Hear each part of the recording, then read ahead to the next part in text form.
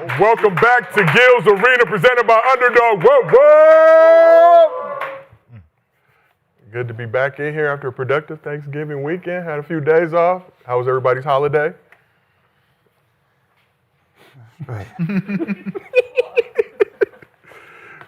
Festive. Solid. Sometimes that glass, What? it's a little too clean, look see-through. But Trying not to lose it. It's happened to me before. I can't even be Oh, you back. didn't see it. Oh, yeah, you better, Little do inside this, thing. better do this shit when you go. Everybody good? How you feeling, Gil? Good. Baltimore, okay. Bottom Showing of love? Yeah. Bottom of bullets. Remember we were talking about NBA gear you may not want to wear, but I respect it. Doing your thing. Rashad, I see you. Shit, Showing love to the other side. What the other side? You know, North Carolina, No, it's tobacco row. Cooper, just a little Cooper. Cooper's Cooper. Well, we got a lot to get into. This is Gil's Arena, presented by Underdog. Whoa. I'm merely a host, Josiah Johnson. As always, we got the NBA and NBA 2K legend, Gilbert Arenas, here with us. Rocking the Caleb Williams jersey, showing love to the Bears. They're doing real good right now. We got NBA champion of the world, Swaggy P, Nick Young. On this side of the couch, we got the distinguished gentleman from Oak Cliff, former #1 pick, Kenyon Martin, here with us. What's happening, man? We Larry, we corporate, we We just cemetery today. just Cemetery Larry, okay? Cemetery today. And the man they call Cemetery Larry, NCAA champion of the world, Rashad McCants, back here with us, rocking the Cooper flag. Dookie. It's Dookie out here. The fact that you spend money to troll people is amazing. I don't be spending no money, man. I just go in there and talk to the white girl at the front. Oh, okay. Well, shit, that worked too. Yeah. Well, we got a lot to get into. Here's what's cracking in Gil's Arena today. SGA has the Thunder off to one of the hottest starts ever with a historic scoring streak to boot. But does Shea have a deeper bag than MJ? Paul Pierce, Danny Green has some interesting comments we have to discuss. Dylan Brooks helped the Suns snap the Lakers' 7-game winning streak. Does Dylan the villain deserve more love for what he's bringing to the Suns this season? And Cooper Flag has been making history as an 18-year-old in his rookie campaign. Is the future of the Mavs proving he can be the future of the league? But before we get into all that, as always, this episode is presented by Underdog. New to Underdog, use code GIL and get $100 in bonus entries when you play your first $5 entry, win or lose. Underdog is available in most states, including Florida, California, and Texas. Support the show, claim your bonus, and start playing today with code GIL. And if you can't watch the show live with us on YouTube, we got audio versions available on Apple, Spotify, wherever you get your podcasts. So we're going to start this by showing some love to the top team in the NBA currently. We might be witnessing the birth of a dynasty as the Thunder continue to dominate the league. OKC beat the Blazers for the second time in a week Sunday for their 12th straight win to improve to 20-1. The Blazers are the only team to get the best of OKC so far this season. The Thunder's 12-game winning streak is tied for the second longest in franchise history, just 3 games shy of the 15-game streak they had last season. Done most of this without Jalen Williams, who just recently returned to the lineup. Through 21 games, they have a 15.5 point differential per game, which would break the record they set last season with a point differential of 12.9. So as we go around this couch, we knew the Thunder, defending champs, they were going to be good this year, but did we know they were going to be this good? Are y'all surprised by the Thunder's dominance so far this season? No. 20-1? Yeah, I'm not surprised. One bit. They better than the rest of the NBA, man. That's why they won it. For one. For two, like I said, the biggest free agent they got was confidence. Right? Them dudes, man, they came into this thing believing that they can do it again. And to do that, you got to get off to a hot start. We got to lock in from game one. No championship hangover like a lot of teams go through. Yep. We've seen that before where you come out and playing lackadaisical the first month of the season. Now you playing 500 ball. Now you really got to push the gas and turn it on to get like back to being 1-2 seed. You know what I'm saying? So, no, I think they did an excellent job, man. Shout out to Shea for leading that with your number 2 being out. With J-Dub being out, I think for them to still hold the fort down, and it's huge. It's huge for them, for their confidence moving forward for the rest of the season. And like I stated when we first talked about them, I think they're going to break the record. Yeah. Like they're going to break that 73-9. So We talk about no championship hangover. They started the season with back-to-back double overtime wins against the Rockets. Pacers, obviously Pacers trash this year, but Rockets solid squad. But Swaggy, when you look at this Thunder, you surprised at all by how dominant they've been? We knew they would come out strong, but 20-1 right now, on pace to break the Warriors single season wins record. Nah, like he said, I feel like the confidence is there once you get that wolf off your back and you finally win. You could, it ain't gonna no stopping from there. And I feel like Shea has got that Kobe mentality a little bit. You don't become great until you win multiple. That's when they consider you one of the greatest. I feel like they all playing with that chip on their shoulder, and they are the best team in the league besides the Lakers.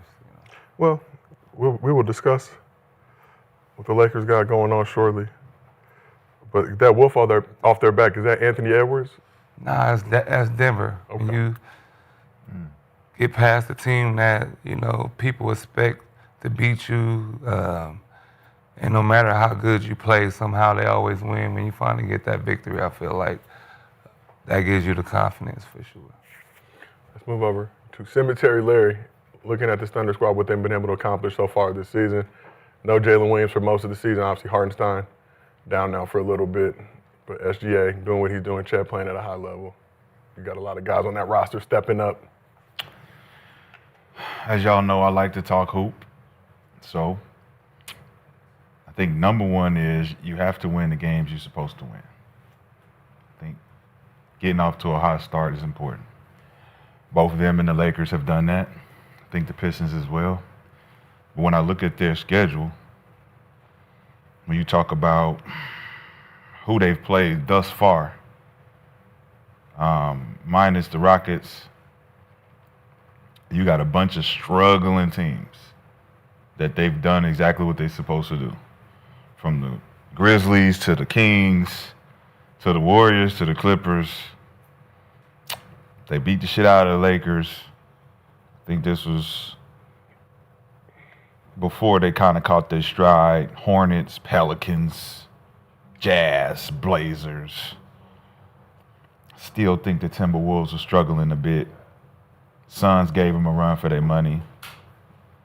Barely kind of got through the Blazers this last time. I think at any point during the season, you do have a challenge. And I think that's going to be something that either fatigue or injury is going to set in. If they happen to stay healthy the whole time, they can get a record. But the whistles they get, teams they've been playing up against, it's kind of difficult to kind of gauge it from my perspective because they haven't really truly been tested. And I think once those tests come, we get to see how good they truly are compared to last year. Yeah. Seeing that they didn't have any really major acquisitions in the summer, they just run it back, and we've always seen teams that don't do that struggle late. So it's going to be something of, to me, it's going to be a spectacle to see. I think it's going to be something that I'm looking forward to as far as a test.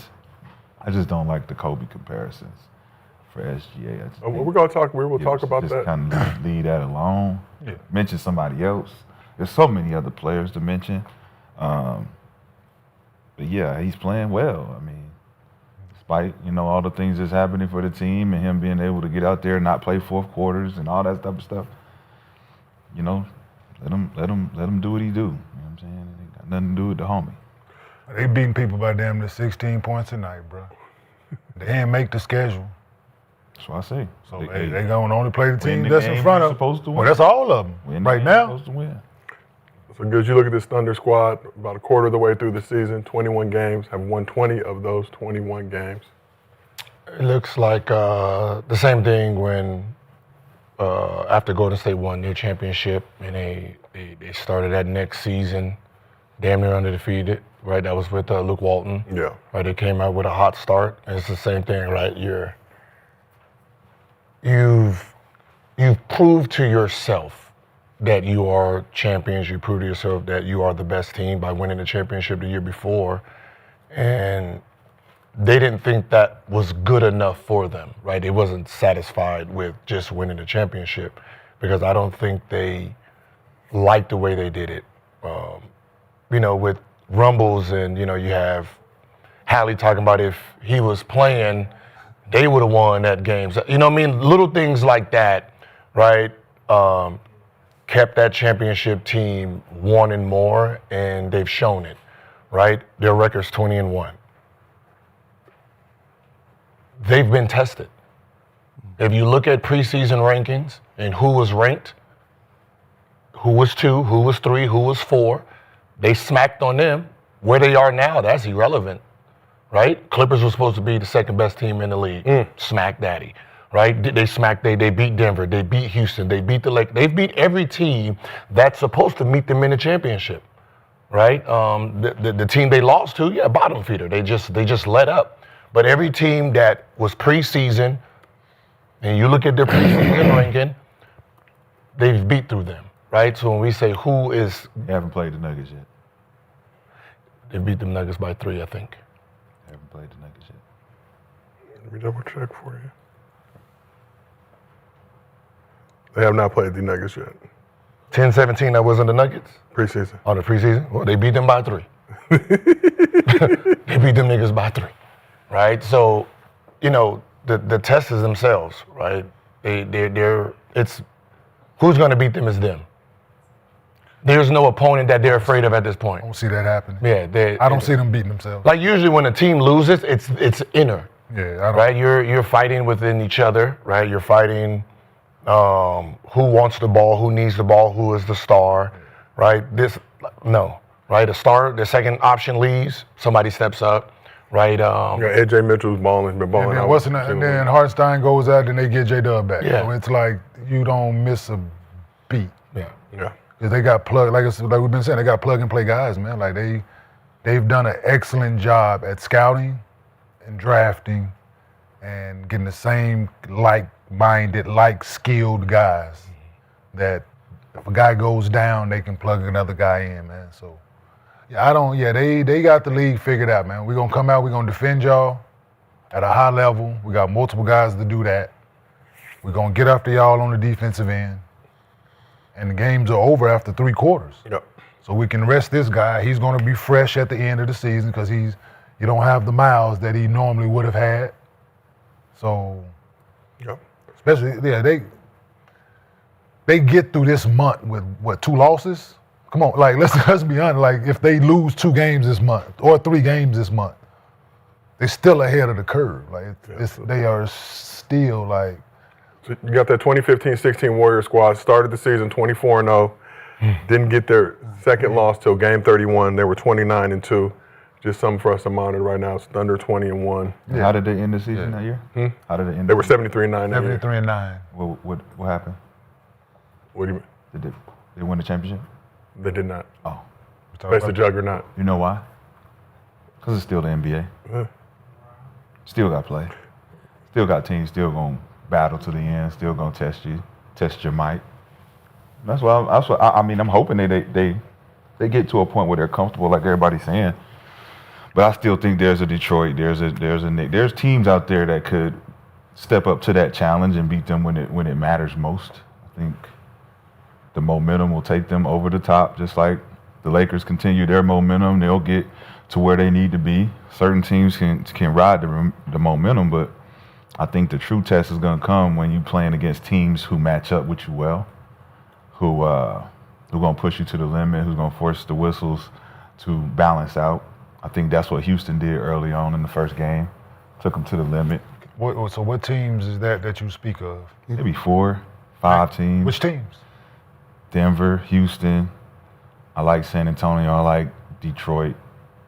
I like the Knicks. Of the ones you named, I go with Denver because they got the equalizer and they revamped their roster, and Detroit. Other than that, they gonna smack the rest of them dudes. And the only team they got to worry about over there I is think Detroit would beat them in the championship. No, I said Denver, Detroit. Yeah.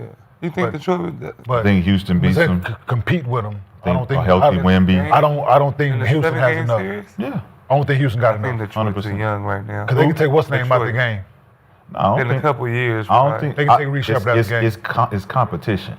right? Yeah. When you step up to compete against a team who's mentally tough, they stabilize, they understand what to do.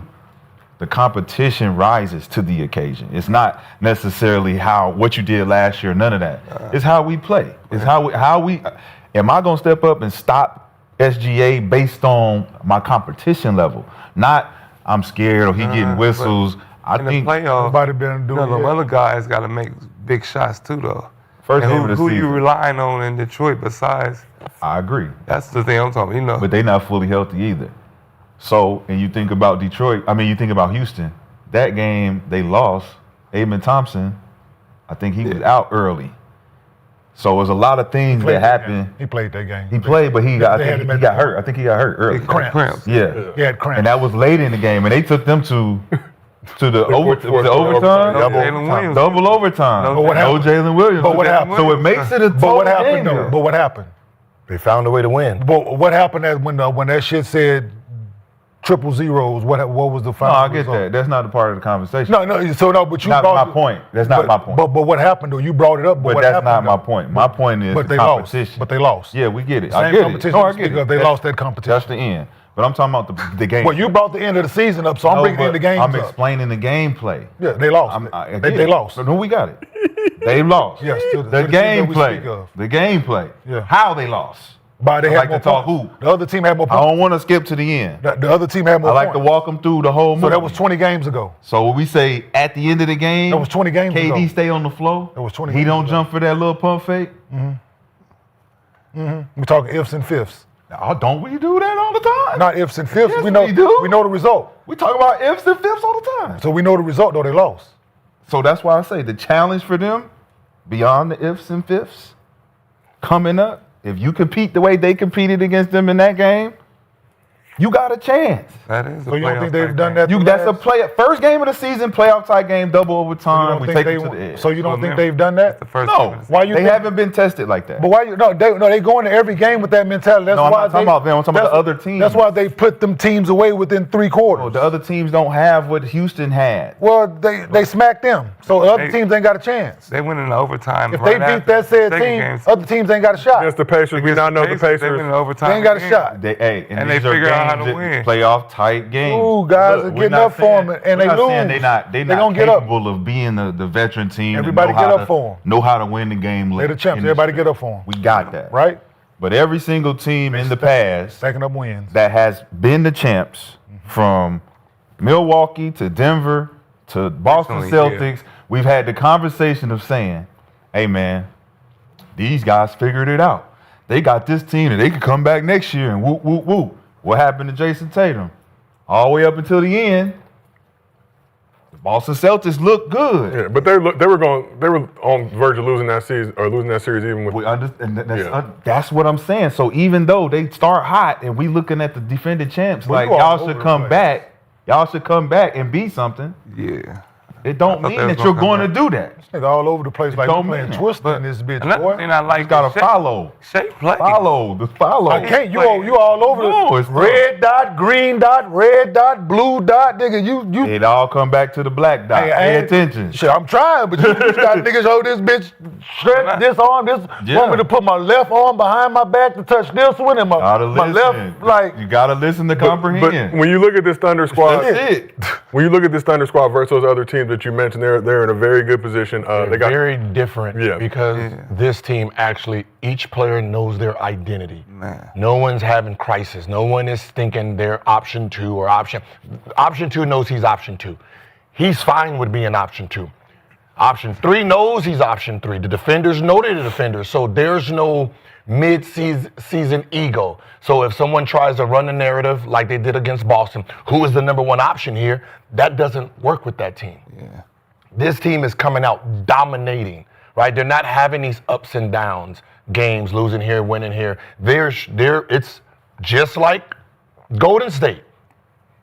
Even though we know what happened at the end with Draymond getting suspended and that kind of handicapped that team, other than that, that team walked through the NBA. Steph Curry was sitting on the bench in the 4th quarter. same as this. Same as this. Sitting on the bench and watching, laughing. playing throw the bottle top. That's how easy regular season was for them. And right now, there's no team right now today that looks stable 10 games straight to say, okay, they can compete with them. Everybody's sitting there doing what regular season does, and this team they look the same as when the Bulls was doing it. Golden State we have references now where we can go back and see, okay, when the Bulls did the 72-10, what they look like. This is what it looks like. They play. Where do you feel like this Thunder squad stacks up against some of those all-time great Don't NBA know. squads? When you look at what they've been able Don't to put. know. To the end of the season, to the end of the regular season for one, see what their record is at the end of the regular season and see what they do in the postseason. Then you judge it. After 21 games, they are the best team in this NBA this year. But even we're not coming gonna off put last season, winning we're not the gonna chip. put- That's fine. That's last year. They got that in their pocket already. That's in the bank. Cool. You got to win another one. And go doing it the way they're doing it now will put them in the conversation with those teams. But we got to finish the regular season at this trajectory like they have been, putting motherfucking BTA, nigga, belt to ass, and go have a couple sweeps in the playoffs and things like that. Then you'll be like, oh shit, they really for real. Yeah. Right? Can I ask a That's the way it question? looks. Do teams normally get better throughout the season, or do they get worse? Really good teams get better. Good teams get better. Just making sure. Bad teams get worse. So a lot of these teams, we look at the East and you look at the West, the standings, right? Is it a representation of good teams playing bad? I mean, Like we look at- Clippers supposed to be number 2. Well, I'm talking. what would Let's you start rank? with the East. 5, 6, 7, maybe 8. Those gotta- teams right there they gotta usually be- are in the top 5, But they're not where they are. right? So they've been playing bad basketball, but the East is not the greatest. Never You look at the West. The top 4 teams, we could predict top 4 teams are the top 4 teams. Like you said, the Clippers. Where they at? 14? Shit. So they not one of the teams that's up there. Grizzlies, They're starting to play better. Dallas. We wouldn't have predicted Dallas to be so far down. Certain teams that we're like, yo, it's either these teams got a long way to go as far as turning it around, or we now got to consider them bottom half of the conference now. So for me, I'm looking at it like, all right, we do got a long way to go. But Kawhi sitting there real optimistic about how they can turn it around and still Turn what around? their season. Boy, this shit over. So however you mix it, you still got good teams that feel like they're good. They just need to get it together. They need to figure it out. When you talking hoop, you got 2 teams that's figured it out. They striving. OKC figured it out. They like, look, we ain't taking our foot off the gas. We gonna keep this bitch rolling. So if you can't figure them out, they gonna keep doing it. But history tells us 73-9 don't mean shit. That's all I'm saying. 73-9 don't mean shit if you ain't gonna take it all the way over. And you don't got a LeBron James on the other side that's gonna stop you. But you do got teams that's got guys that can play. But the problem is this. Everyone can get better. They can get better. They can. So the fact that they're dominating now and they have not played with their whole roster, that's the bad part, right? That if they're 20-1 right now with this and how their lineup has been and you haven't had the full lineup, there's no other team that can say, hey, we're waiting for our guy to get back. So Right. that's them. They're saying that. When we get our guys back, y'all in trouble. That's what they get to say. So I don't think there's a team in the East right now that is even loaded enough to beat anybody in the West. It's going to be a West championship, right? It's going to be like OKC, if they get hurt, right, knock on wood, that's the only reason they won't be in a championship, or unless they run against Jokic and Jokic is saying, fuck all y'all, and do what he does best, right? Those are the 2 right now we know are very elite. The team is elite. Not OKC, but Houston's problem is the best players are very young. And we know during playoffs sometimes, this is not an OKC young where the team is young, but the best player is 26, everybody else is kind of a little older. We're talking about Sangoon's on his 30. That is a young group of guys. Jabari. And they still play young. Yep. Right? So I I really don't see them making it all the way, but I see them like giving somebody some troubles. Golden State is one of those teams like, if you don't really have a great game plan, number 30 gonna tear you up. They could turn it around. Yeah, They could turn it around. Yeah, they can turn it around. And remember, February is the deadline, right? So we still can maneuver shit around roster-wise, But and make just other did teams that. look. That's to say, but I'm saying just for everybody. Like for everybody, it's AD here's talking the crazy about. part though. The Thunder could do that and make some Yeah. fuck you trades They just to can, 'cause they got a lot of. Not to say they will. But They got a how lot many teams have won a championship? I can just think of the Detroit Pistons that made a In-season trade. a major trade, and that player helped them win a championship. took them over the top. Yeah. That don't happen. That's really hard. I'm saying They they have come off the moving luxury. Because usually a team that does that is desperate. Lakers. Little Paul Gasol in them. No, that was It wasn't midseason, was it? that was a mid-season. But Javaris, remember he came to our team? Yeah, that was at the beginning of the season. That was in the summer. And they didn't win a championship that Boston wasn't. No, it wasn't Boston. No. That's probably the last one. They Detroit. last Detroit. Boston. Hold on. Yeah, but Yeah, it was February 2008 was that trade. Yeah, so they didn't win a championship that year. They wanted to. Not to, yeah. But made it to the it was in finals. February, right? Black History Month. That would be the only thing I think that would scare OKC if somebody made a good trade, a good acquisition to a guy that could help them win. Yeah. That would be the deterrent. Not saying they could do that, but if they have some injury issues or any situations, they have some draft capital at their disposal. When did Drew Holiday get there? Yeah, was that missed Did they make a trade mid-season? Well, I don't know. I'm not sure. I don't know. before the deadline? I'm not sure. They won that year. During the COVID? No, after the COVID. was I don't after. know. Yeah, I don't know. But I know it's It's rare. It's Yeah, rare. it's rare for sure. So let's talk a little bit about SGA. SGA coming off an MVP season, one of the front runners again this season, with his consistent bucket getting reaching historic levels. SGA dropped 26 in the win over the Blazers to his extended streak of consecutive regular season 20-point games to 93, passing Wilt for the second longest all time. Wilt also holds the record for the longer streak with 126 games. No other players in league history have reached 90-plus games, and the next longest active streak is only 19 games. SGA also currently leads the league in clutch points despite only playing the fourth quarter in 10 of his 21 games this season. So when you look at what SGA is doing, 93 straight regular season games with 20-plus points, how impressive is that streak? Crazy. It's the greatest thing we've seen. Man. I'm pretty sure there's nobody alive that's talking sports that actually seen Wilt do what Wilt did. So for most of the reporters, this should be the greatest thing you've seen. Somebody hold 20 plus this long. So 93 20-plus point games or 1,297 10-plus point games?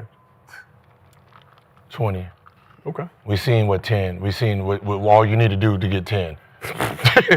we like 10 ain't dominant. 20 is considered dominating, right? 10 ain't. Right? that ain't dominating. Had a cool 10. Jordan didn't do that? Huh? Jordan didn't do that? 90 something? Nah. 93 straight. That's what I'm saying. You're talking about 90 something games of So they had 20 a plus. game. Yeah. That's I mean, we That's kind of crazy. we wasn't watching basketball and Will played. Most of the shit Will did, we didn't even see. He shouldn't even be up there. They could have been capping. They just changed the box score. Finished with 18. Like I do in youth league. That's it. It must have been a blowout. So. They just changed it, add a little free throw like we did in youth league. All right, but let's get to a very important conversation. We got Gerald McCoy here. What year did he do that? Wilt, the first one. Let me see. I mean, when did he start it? From the day he came into the league? Yeah, I think he had. Then he had like 340-point games or some shit. I'm trying to see who's alive to witness that. I'm just saying, like, I think- so if they're not talking about this as this is the greatest thing. October 19th, 1961 to January 19th, 1963. So basically, nobody that's in sports there's nobody who should be alive, right? No, Yes. there's a few. My daddy. There's a was few. born- He was born there. You had to be talking sports. Yeah, he was born for this. There's So that a means few. for you to be talking sports, you had to be about 20, 25, There's one. right? Nigga, Skip was born in 1950. 50. It was 50. So, 1920. 1922. know what I'm saying? So, on Fox Sports.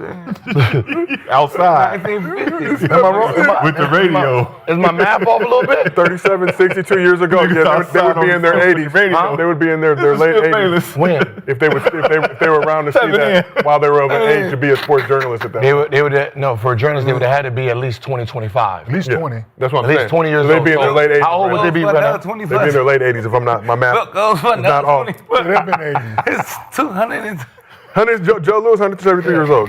back 39, on. 64, yeah, they'd be in their mid to late 80s right now if they were alive to cover. Yeah. So Yeah. They're working for Jet Magazine. 83, yeah. You seen it? We got important talk to Rashad. You sent this in the group chat. We got Gerald McCoy here. He sent this over in the group chat as well. Said we needed to hit it So. on the show today. Yeah, they had been born in 1940, right? Did it. So during a recent episode of their No Fouls Given show, Paul Pierce and Danny Green had this to say about how SGA's bag compares to some of the all-time greats. I think they had the capability, but they didn't have to counter because Mike was 1-2 dribble You know, pull-ups, you're not dog. stopping him to get to a spot, and he's athletic enough to dunk on jump you. and So shoot over you. Y'all agree give you a with the shoulder people that bump. say Mike had a limited bag? Mike had limited Limited bag. I don't agree. I just don't think he had to use his You bag. guys are He crazy. didn't need to do bro. all He that didn't need to. fancy I shit. He think just Mike had wanted a to. bag, He yeah. was right to the business. Bro. Like, you know what I'm saying? Like, but Shea got more of a bag though. But Shea usually gets to his, he can get to his Yeah. spot. Bro, But Mike's Mike had a bag, but didn't have to footwork use it. was so impeccable. Kobe's What is footwork, that I if think, not was a better. bag? I think You think Mike had- Kobe had better footwork than Mike? I think Kobe. Oh No, I don't think so. I don't think so. I rewatched. I think it's just that Mike in Jordan. advance. Like Kobe had to. He had to play against better. You know what I'm saying? Like Mike didn't have to do as much so as you doing the- pivot, side pivot, left hand off the backboard. You doing the Mike played against mechanics thing I'm right saying. now? Are you I'm not really saying Kobe's a better entertained? player. I'm just saying footwork wise, I think Kobe had to evolve his footwork because he's playing against better talent. Like Mike had limited bag, dog. Did Paul Pierce have a bag? Because to me, like, what is this I guy's think game I besides think they a bag? had. I think they had the capability. Like so Mike, many moves to get by guys. Mike had a bag. He didn't have to use it. Kobe had a bag. He used it a little more than Mike. I think he was capable of using different moves. He didn't have to. Like bigger guards use a bump. They know how to get to their spots, make a couple moves. All right, first off, shout out Paul Pierce, Danny Green, Big Wasp, No Fouls Given podcast. Should I see your face during that video? So let's talk first things first. Paul Pierce and Danny Green spitting their trip and saying SGA has a deeper bag than MJ. That's the first thing we'll discuss. I agree. It don't mean it's wrong. I just always asked the good, question. though. Are they spitting or tripping and saying that SGA has a deeper bag than MJ? Yeah. For sure, spitting. The truth is telling the truth. I think a lot of everybody now got it's- deeper Do we back. elaborate or we just? I would hope so. So- I'm just merely here to host, a conduit. He said limited. So yeah, I'm He not did say gonna- MJ had a limited bag. So, Limited yeah, bag. but the question that ain't the question we asked. I know. I'm So, just saying from what he's saying. I'ma say limited he's- bag. I'm gonna say they're spitting because Shea is not athletic. He has to. I'm saying he has to have all that shit. So they're right because Mike had that one gift. Jump the fuck over you. Big hands as well. So listen, I'm saying so it's that right. So yeah, so Shea has to have that. So I'm gonna say they spit in that regard. if you would like to elaborate, Kenyon, the in that time is regard. now. I'm saying in that regard, but we ain't talking overall because he has to be able to do all that to manipulate to get his move off. So Now, this, yeah, I would say I agree that he has a deeper bag. One, yes, if the less athleticism you have, the more things you need to add to do the same thing as someone who's very athletic, right? So he has to have the up and unders and stuff like this, but MJ's bag came in a whole different form, right? And when we talk about bags, we only think dribbling moves. Who has the best dribbling moves, right? That's how we consider a bag. Now, if you look at Jordan's bag, to score. it was very elite because you're talking about back the basket, up and under, foot, fade, swing, aerial stuff. That's a bag. Your aerial movement is a bag. Your 360 moving. All this is considered a bag. So his bag wasn't groundwork bag. His bag was after when he was getting ready to shoot. It was aerial. So it's a very different bag. So it's really kind of hard to compare, right? Because if you use all of the game together, it's very different. One has the dribble and all these little hezzy and these spins. The other one has all this shit right here. The fake, like that's a very different bag. But nobody ever considers The fact that he was motherfucking Yeah. spinning that bitch and like that, like to get that bitch on the rim, like get that Yeah, on it's the glass. you know what I mean? That's So- like, yeah. So it's hard. It's hard because they're in two different categories. So, But His finger roll back in. Shit has That to. shit was hard. so his bag is his Jelly rolls. Jordan, on. that's what I'm saying. So Jordan bag was very, very elite. If you're looking at what his bag actually was. but Know how to lay up. Shot cemetery lyrics. I'm You not in a making deep a ponder joke, right man. now. You looking at me like I'm I weird. think trying to find the words to say to properly That's articulate creativity right No. the book. Just You got the book of reflecting. Eli. Being creative. Because Stranger Things just came out. I got them on here. They go. Stranger Things is good, and I've heard Stranger Things before. me too. Three guys agree that SGA has a deeper bag than Michael Jordan, but then also say that all of the whoop-de-whoop shit is actual part of the bag. Do you agree that the whoop-de-whoop shit is actually I mean, if it's a part of the bag, then that means that, like, he blows them out the water.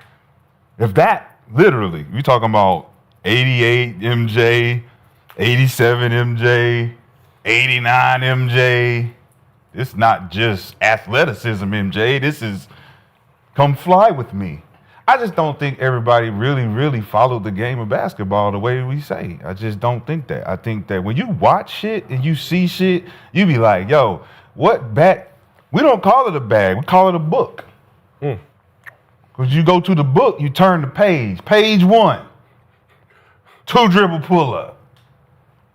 Page 2, 2 dribble pull up, pump fake. So on and so forth. Until you get to the reverse pivot and then off the glass from the middle of the floor. That's different type of bag work, He didn't get that. He didn't right? get to the end. But just tell me, what have you seen Shea do that we haven't seen before?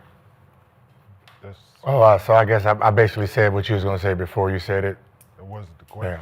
I just asked the question. What have we seen Shea do that we haven't seen before? I don't know. The question was just bag. That I don't think we know who's. So he better. got his bag from somewhere. Cool. Evolution. Evolution. Evolution gave the bag Evolution. Von Alexander. Where do we see the evolution start? from 1940 or whenever the game started. That's From a Canadian by the name of Dr. James Naismith, like who this. laid the foundation. Then it got to the hood, and we put our wiggle on it. But they wasn't saying, I want to be like. But you just said something a minute ago, Just right? saying, man. So you said, but you brought up "Come Fly with Me," right? Was "Come Fly with Me" based on footwork? Bag work. But what was the athleticism part of it, right? I thought we just said, But I'm saying- y'all just said the whoop-de-whoop is a part of the fucking It bag is. work. Yeah, So why would that even come in as conjunction to I'm what just I'm asking, saying? because you brought- Because that's a part of the bag. So Shea has nowhere near none of the whoop-de-whoop. Yeah, when I said that, Nowhere and near. that's why he has to do what he The do. whoop-de-whoop is crazy. When you go to the Michael Jordan highlights and look at his whoop-de-whoop, Shea has nowhere near that. Okay. Then y'all telling me he has to have Yes, shit he does. which is basic. He has to. His basic bag, basic. He has a chapter 2 bag. Who, Shay? Shea, chapter 2. Nah, I can't do that. We can go 1, 2, 3, 4. Exactly know what you're gonna do. Chapter 2. No way. That chapter 2 bag is only because you don't have the athleticism to get to chapter 10. So I have a question. You need all of it to get to chapter 10. I have a question. You don't even have the In whoop-de-whoop. my eyes, I don't. Whoop-de-doo. I might be wrong. But what chapter? Don't even What have chapter the is the whoop. whoop? What are y'all talking? Michael Jordan, Jeffrey, Mr. But- Jeffrey. Yes. What That's chapter is the my whoop-de-whoop? favorite basketball Shea? player of all time. But Shea? Yes, In my- Michael Y'all Jordan is all my said it favorite- together in Yes. unison. no, He's but my favorite listen, in my basketball player of eyes, all why time. are we comparing them to? Ain't Shay I a point think guard? no. I think More of shooting guard, I would say. I think combo. Yeah. I think I took his point and said it first, and said Shea has this dribbling bag, so it looks like it.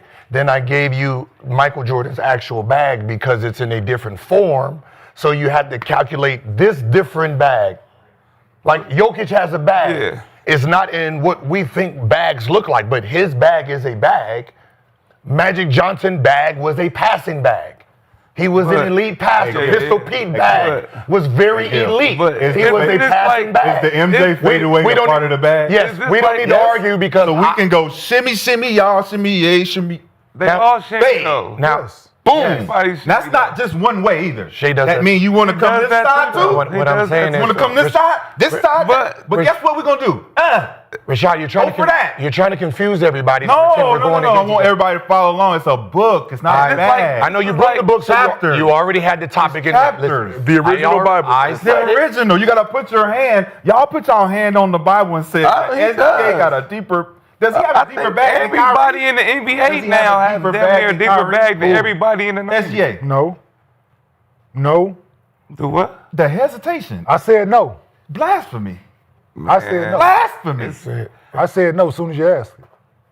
Immediately. It's like comparing Isaiah Thomas to Because they have the Michael same Jordan, bag. To me, it's like a point guard. SGA No, and it's- Kyrie got the same bag. It's the same thing. It's ball handling. It's ball handling and footwork. So if the bag what we And talking about fadeaways has and stuff. has an enormous amount of different elements to Yes. it, you talking about one aspect is better than Michael Jordan's fadeaway, So I added that. dribble, I added that. air up there, I added all that. of He that. does I added that that. though.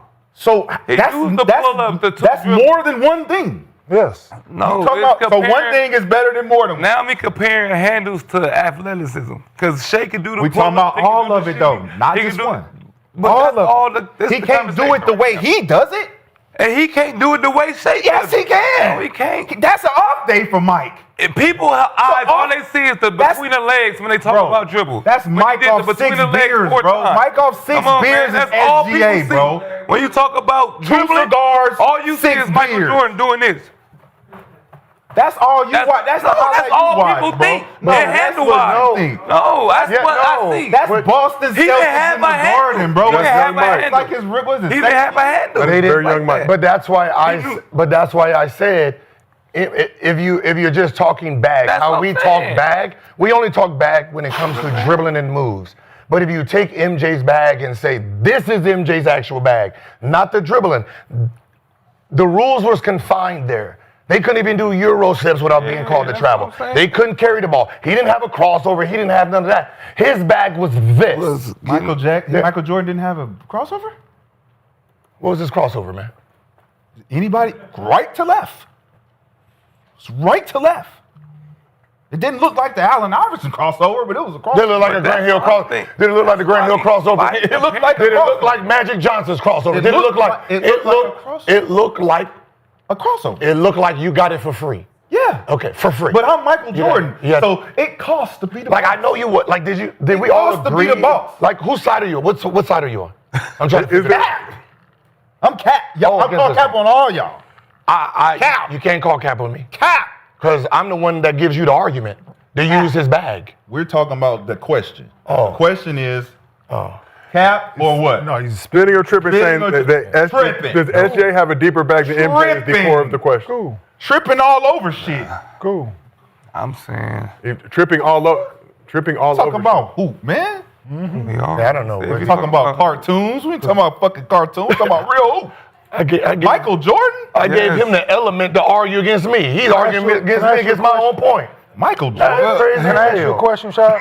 I gave him the whole regimen of the aerial stuff. He argued at me. Thank you. I'll take another dub. Shit, have I'll you- take all the dubs I want. Dub C. Man, Another I dub. don't think I ever seen Mike. I shadiest don't think I ever seen Mike do an in and out cross double step back move. I don't. But I that, don't think but that- I don't think I've ever. I don't in and think- out. I don't think I've ever seen him do Hey, that. he did an in and out. Is that what I? drop Is Nick that what I Anderson. said? Is that what I said? And then dunk on a nigga with that the what I- left Is hand. that what I said? in the playoffs. Is that what I said? Drop him. That ain't what I said. That ain't what I said. He didn't need to do that step back because he could actually jump over a nigga. Saw him do it in and out. That's what I just said. That's what we said. Why? Ain't that what I make it more difficult to step back and shoot a jumper? Yes, Would it it make it more does. difficult? Ain't that I said? No, When I it first means you're started my limited. statement. That means you're limited. Because he that has means that you're one limited. No, you're limited. They- I can get to the rim. No, they took away I the can three-point get line. to the rim. They took away the Joe, 3-point line. I can get to the rim. Why did they that take one away the gift. 3-point Why are line? you Jump the stepping fuck back? over you? He just Why they take away the 3-point Why are you line? stepping back? Because I can't go by you. Because you can't go by me. That sounds pretty limited to fucking me. Because I want Hey, why you park over I want there? to shoot a 3. Somebody That's why in I that step back. space. I want to shoot a 3. That's why I step back. What was that? What was that analogy? You ain't got it. Where you pull that one from? VIP. It's reserved for air up there. It's reserved. That's why when you ask You can't questions- park here. When you ask questions that has to do with stuff like That got this, to do with who? there has to be you have to say what is considered a bag, You guys, that was my No, next it's- question. it's- What do it's- you consider a bag, Gil? Right here in the rundown. and that's why I evolved what a bag is. It was right there. It was Right? right there. Like Vince Carter bag is aerial. He has an aerial bag. So you consider aerial to be a part of the bag? I think Yes, traditionally that's for considered bag, a we bag. talk about the Of course, skill work. but that's why I said. Do you there- branch it out now to make it an even bigger bag? No, because when we talk about bag, we only talk about floor. We never talk about anything else. That's why I said Michael Jordan's bag this is his actual bag. Vince Carter would be in that bag too. This is his bag of movement. Period. So if you're gonna say bags versus bag, you got to use this bag for them, then compare. You just can't say floor. Shea does this. Michael Jordan don't do that because that's not Michael Jordan's bag. But do you consider that Like a Magic. better bag? Like Magic Like bag. if I put a Shea bag We up, don't know. Magic and an bag MJ was bag passing. up Pistol Pete bag was passing. with the Cyber Monday sale, I the get shit 30% off. The shit Get Pistol paid. Pete did then, niggas don't do that now. If you think of what I'm saying, there was no reference for the passes he made. Yeah. His passing bag was out of this world because today we're not doing some of the passes he made back then. So you have to use other people's bags. So when you say who has bags, so when we're saying whose bag is like that, you got to add in what everybody bag was. Okay.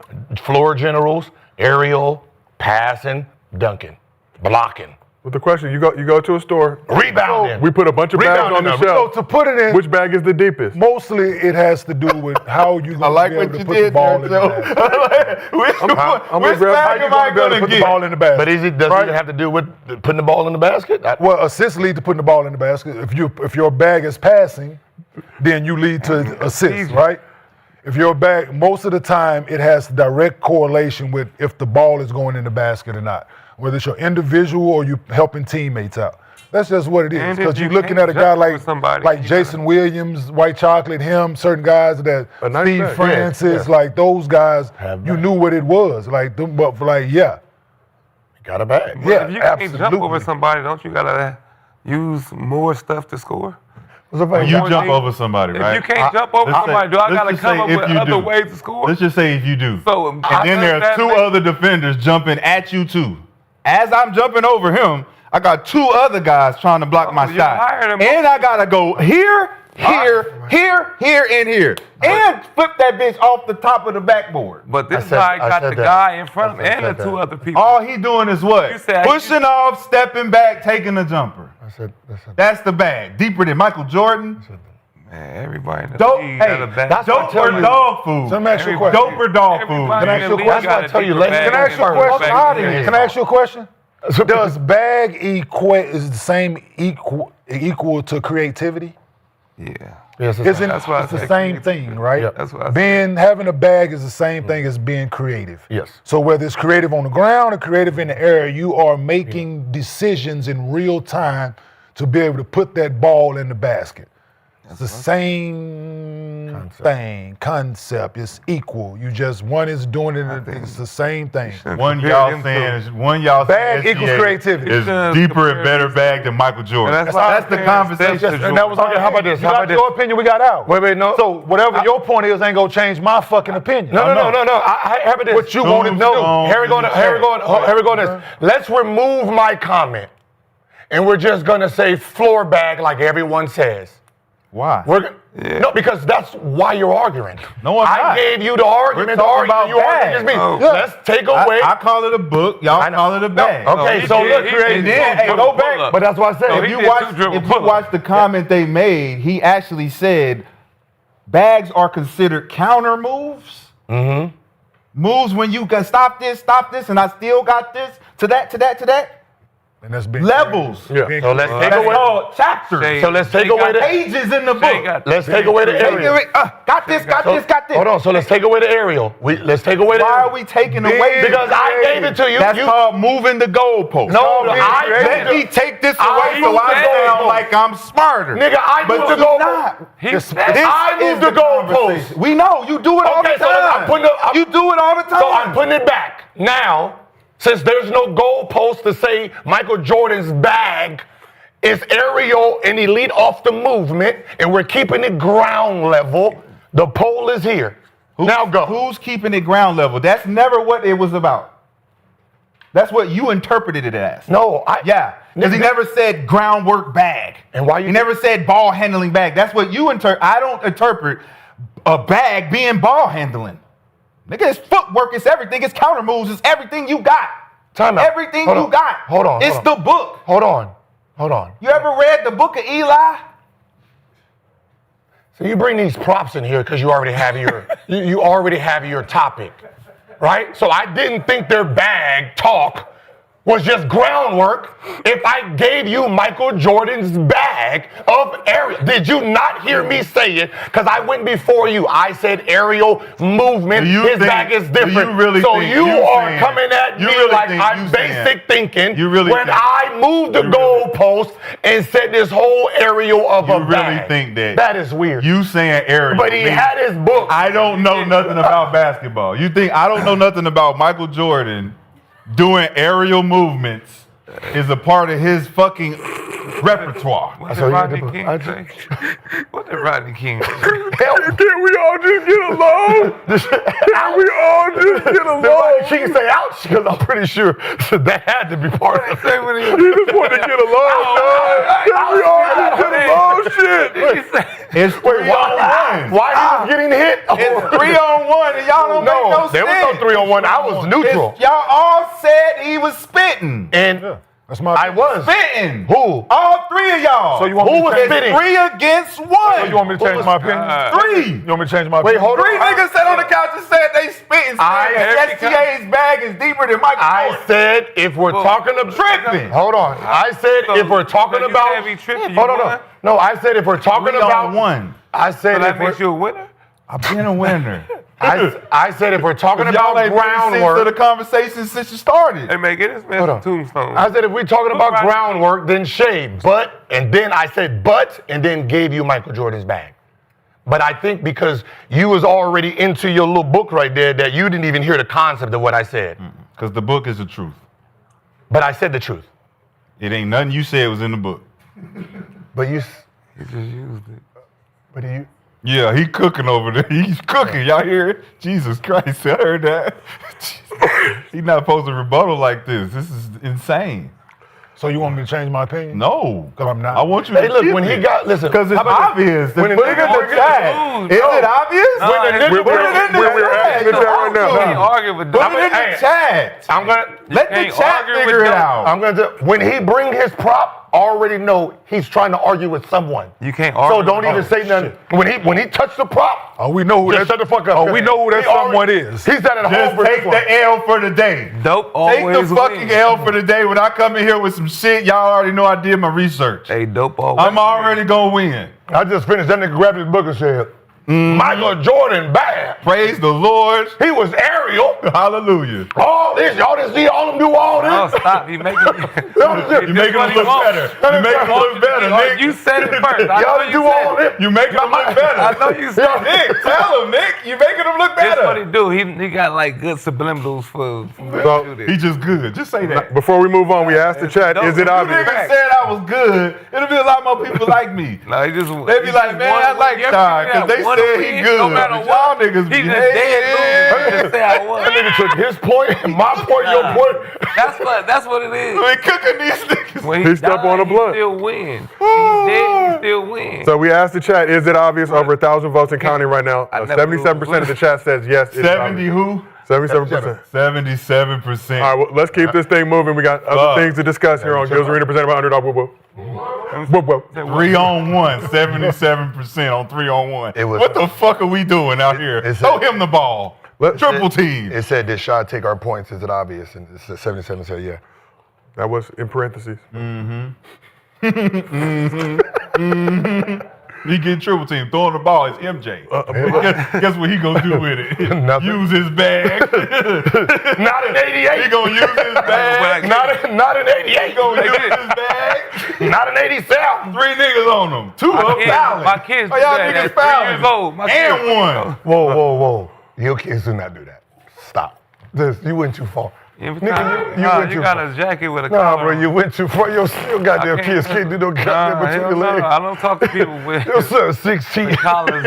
Can't even catch the ball yet. with a jacket collar. I ain't never Went too seen far. I was with you until you said your son could do I'm on McCants side. They taking all your shit, McCants. You right, baby? Tombstones in the motherfucking chat. Nigga said, my Tombstones kid in the do- chat. My kid do this. He said, And to no surprise, there are currently tombstones in the chat. You know they had to take his kids to the hospital. stop. Stop. Nigga couldn't go to sleep. He couldn't go to sleep. Stop.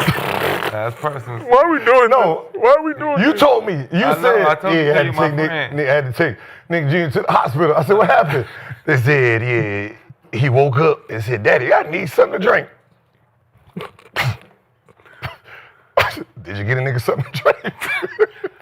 Nah, see, that's why you lose.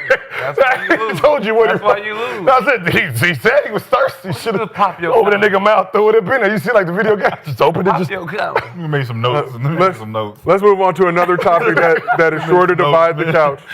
Let me make some notes. I only got the white man collar. Got to talk about one of the biggest Now, games of the that's evening. There's that white man Joe, tennis collar right here, Joe. I just On want the to host. polo. Yeah, on the What's that? I'm just here to There's host. that white ready, just one up, one down. No neck. Got to talk about an unfortunate situation that went down last night. So Lakers were on the second night of a back-to-back Monday against the Suns in the midst of a 7-game winning streak with They Luka, played yesterday, Joe. allegedly, with Luka and Austin Reeves becoming just the fourth pair of teammates in the last 50 years to each score 30-plus points in 3 straight games. It was a beautiful 7-game streak. Nonetheless, Luka is also the first player in franchise history with 35-5 in 6 straight games in the same regular season. But the Suns were looking to bounce back after losing 3 of their last 4 games, despite being without their number one option for most of this one. Dylan the Villain reignited his long-standing beef with the King to propel Phoenix to the win. Let's take a look at some of the highlights since we are forced to do so. So Luka paced the Lakers early, 20 points in the first quarter, finished with 38 along with 11 rebounds, 5 assists. But Luka also had season-high 9 turnovers in the game. This one was back and forth from the jump. Very, very, very, very exquisite first quarter of high-level NBA basketball. Luka doing things like that with the 20-piece. But Devin Booker scored 11 points in his 10 minutes of action before heading to the locker room late in the first quarter. Booker will return in street clothes with a right groin injury. Looked a little tough for the Suns at that point, but Dylan Brooks and Colin Gillespie held it down for Phoenix. That was Gil, we watched that on play, but that was hard to watch. LeBron, Yeah, his hairline or the chase down blocks, Gil, not being able to get there a couple of times. Dylan Brooks clowning him. Serious thing. So game was tied after the first frame, but then things went off the rails with the Suns outscoring the Lakers 35-21 in the second quarter with plays like this. Brooks continued his scorching start to the season, finishing with 33 points on 15 of 26 shooting, putting on for light-skinned Canadians both near and far, while Colin Gillespie put up a career-high 28 points, going 8 for 14 from deep, including 16 points in the fourth quarter. His foot hurt. He said his foot hurt. He said he woke up and his foot hurt. Because he owed. What's his name? Brooks. Tough night for the Lakers. Austin Reeves had 16 on 6 of 12 shooting. DeAndre Ayton added 12 and 9 boards. What he looking for? Offensive foul? Hell yeah. And a very, very positive to this game, LeBron kept his double-digit scoring streak alive by knocking down his only 3 midway through the fourth quarter to get to 10 points. Lakers gave up 32 points off their 22 turnovers. Suns outscored them 28-2 in fast break points. The loss moves the Lakers to 15-5 on the season, good enough for second in the Western Conference still. Meanwhile, the Suns got a much-needed win to improve to 13-9 to remain in the 7th spot. I know we all watched the game. What were your biggest takeaways from the Suns snapping the Lakers' 7-game winning streak? Don't lie to them people and say we all watched the game, Josiah. Don't do that shit. You didn't watch? No, don't lie to these people that way. Don't lie. Don't do that. We all watched. No. Who did not? Me. Okay. 9 turnovers. Hey, what were you doing? Not watching them. Not watching. Motherfucker came over to Fuck that JC football came over to game. cut my hair last night. He was like, you ain't watching the Laker game? I said, why the fuck would I do that? Like, do better to watch a black screen. Or Black Entertainment Television. Yeah, exactly. I didn't watch it, but I know the fact that one dude of y'all, 21 turnovers? 3 people had like 17 of them. Luka, Yeah, that makes Luka had 9. So Austin Luka had 5. 9, Austin had 5, LeBron had 3. Yeah. I ain't watched the game, but I know that shit. That tells me that either they was just throwing that bitch in the stands, or Phoenix was playing defense on y'all 3 best people Yeah. and making them do something with the ball they weren't comfortable with doing. And the fact that JJ played damn near everybody on the roster tells me y'all was getting fucking smacked. I don't have to watch the game to know that shit.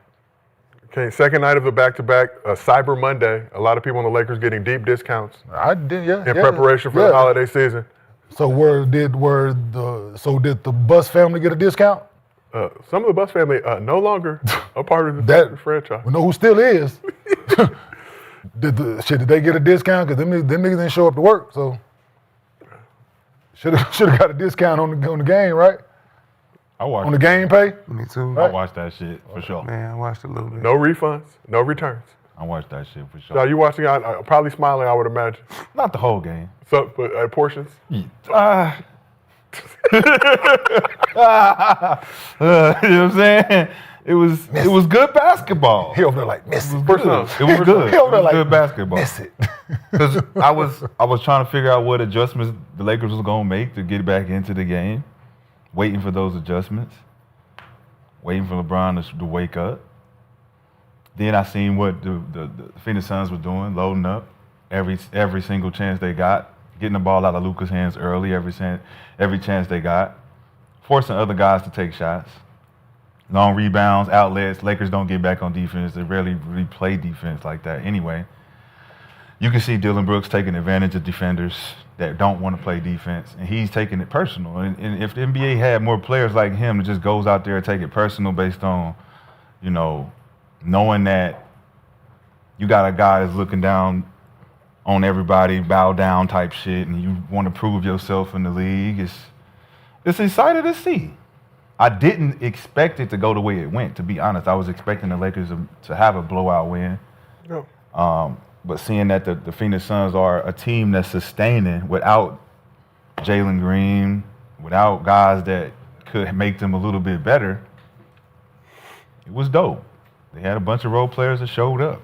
Yeah. And it didn't look like the Lakers. Didn't play but 10 minutes, right? Yeah, I mean, even that. He only played 10 minutes, right? And Dylan Brooks stepped up. Yeah. Yep. Suns Like- played the Thunder tough, obviously, on Friday, final game of NBA Cup.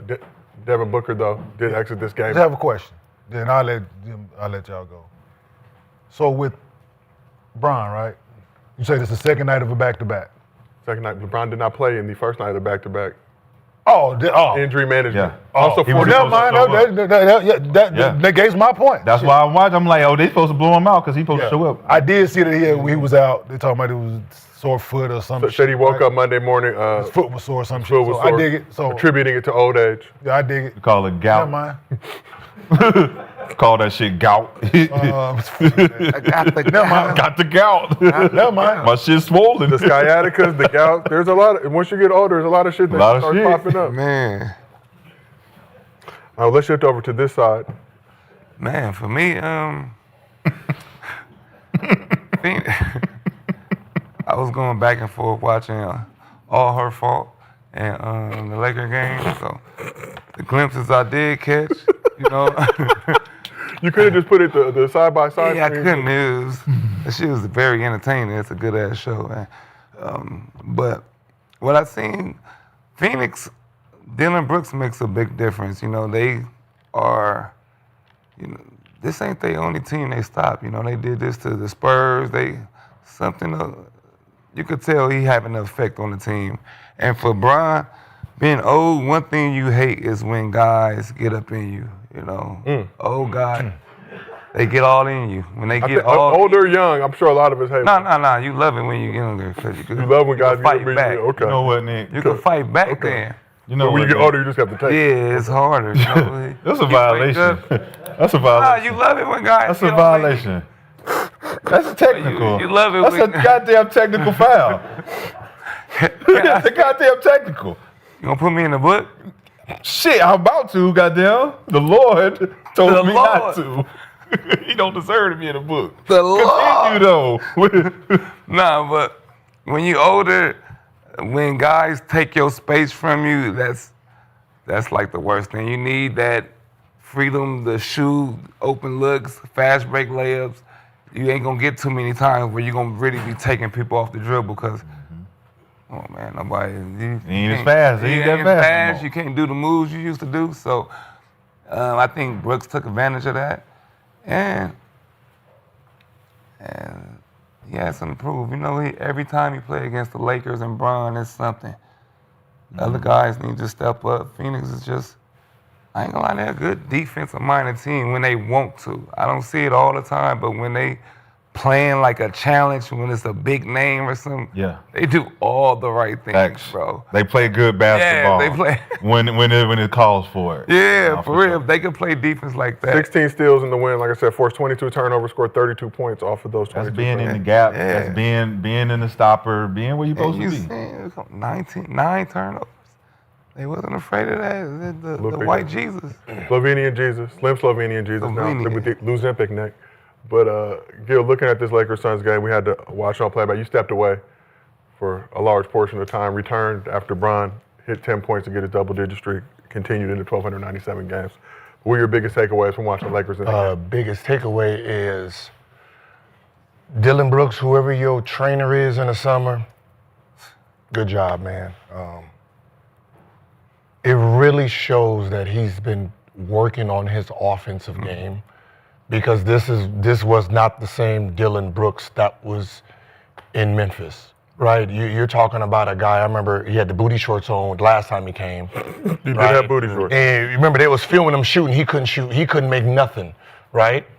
And watching him now, I think he got a lot of confidence in Houston with shooting shots, and he's carried over. So the fact that it's only taken about 2 years for his offensive game to really show. He's averaging about 22 now? 22.3 points per game. He's averaging 22 in the NBA, right? Like, that's not like, he's a defender. He was labeled as a defender. Now he's jumped into two-way player, right? And that is very rare. So I want to give the hat out. Like, I was watching like, damn it. All right, and he's pulling out shit that like he's like really into it, like bring it over here, doing spin moves. So I really want to give him I want to give him his credit for really going into the summer practicing and really being confident and shooting it. Now, the Lakers side, I'm sorry, but I'm looking at LeBron James. Don't say it, kid. He's looking. I think yesterday was a proving point for him.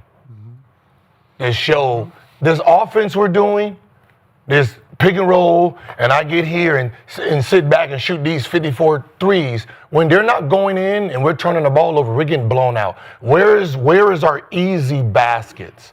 Like, if you look at the Laker offense, there's no movement. We know where everybody's going to be. We're going to do it. We're going to hit. We're going to sit here and do that. I mean, it's going to be to the point where it just seems like everyone isn't as educated to the game of basketball as you would think.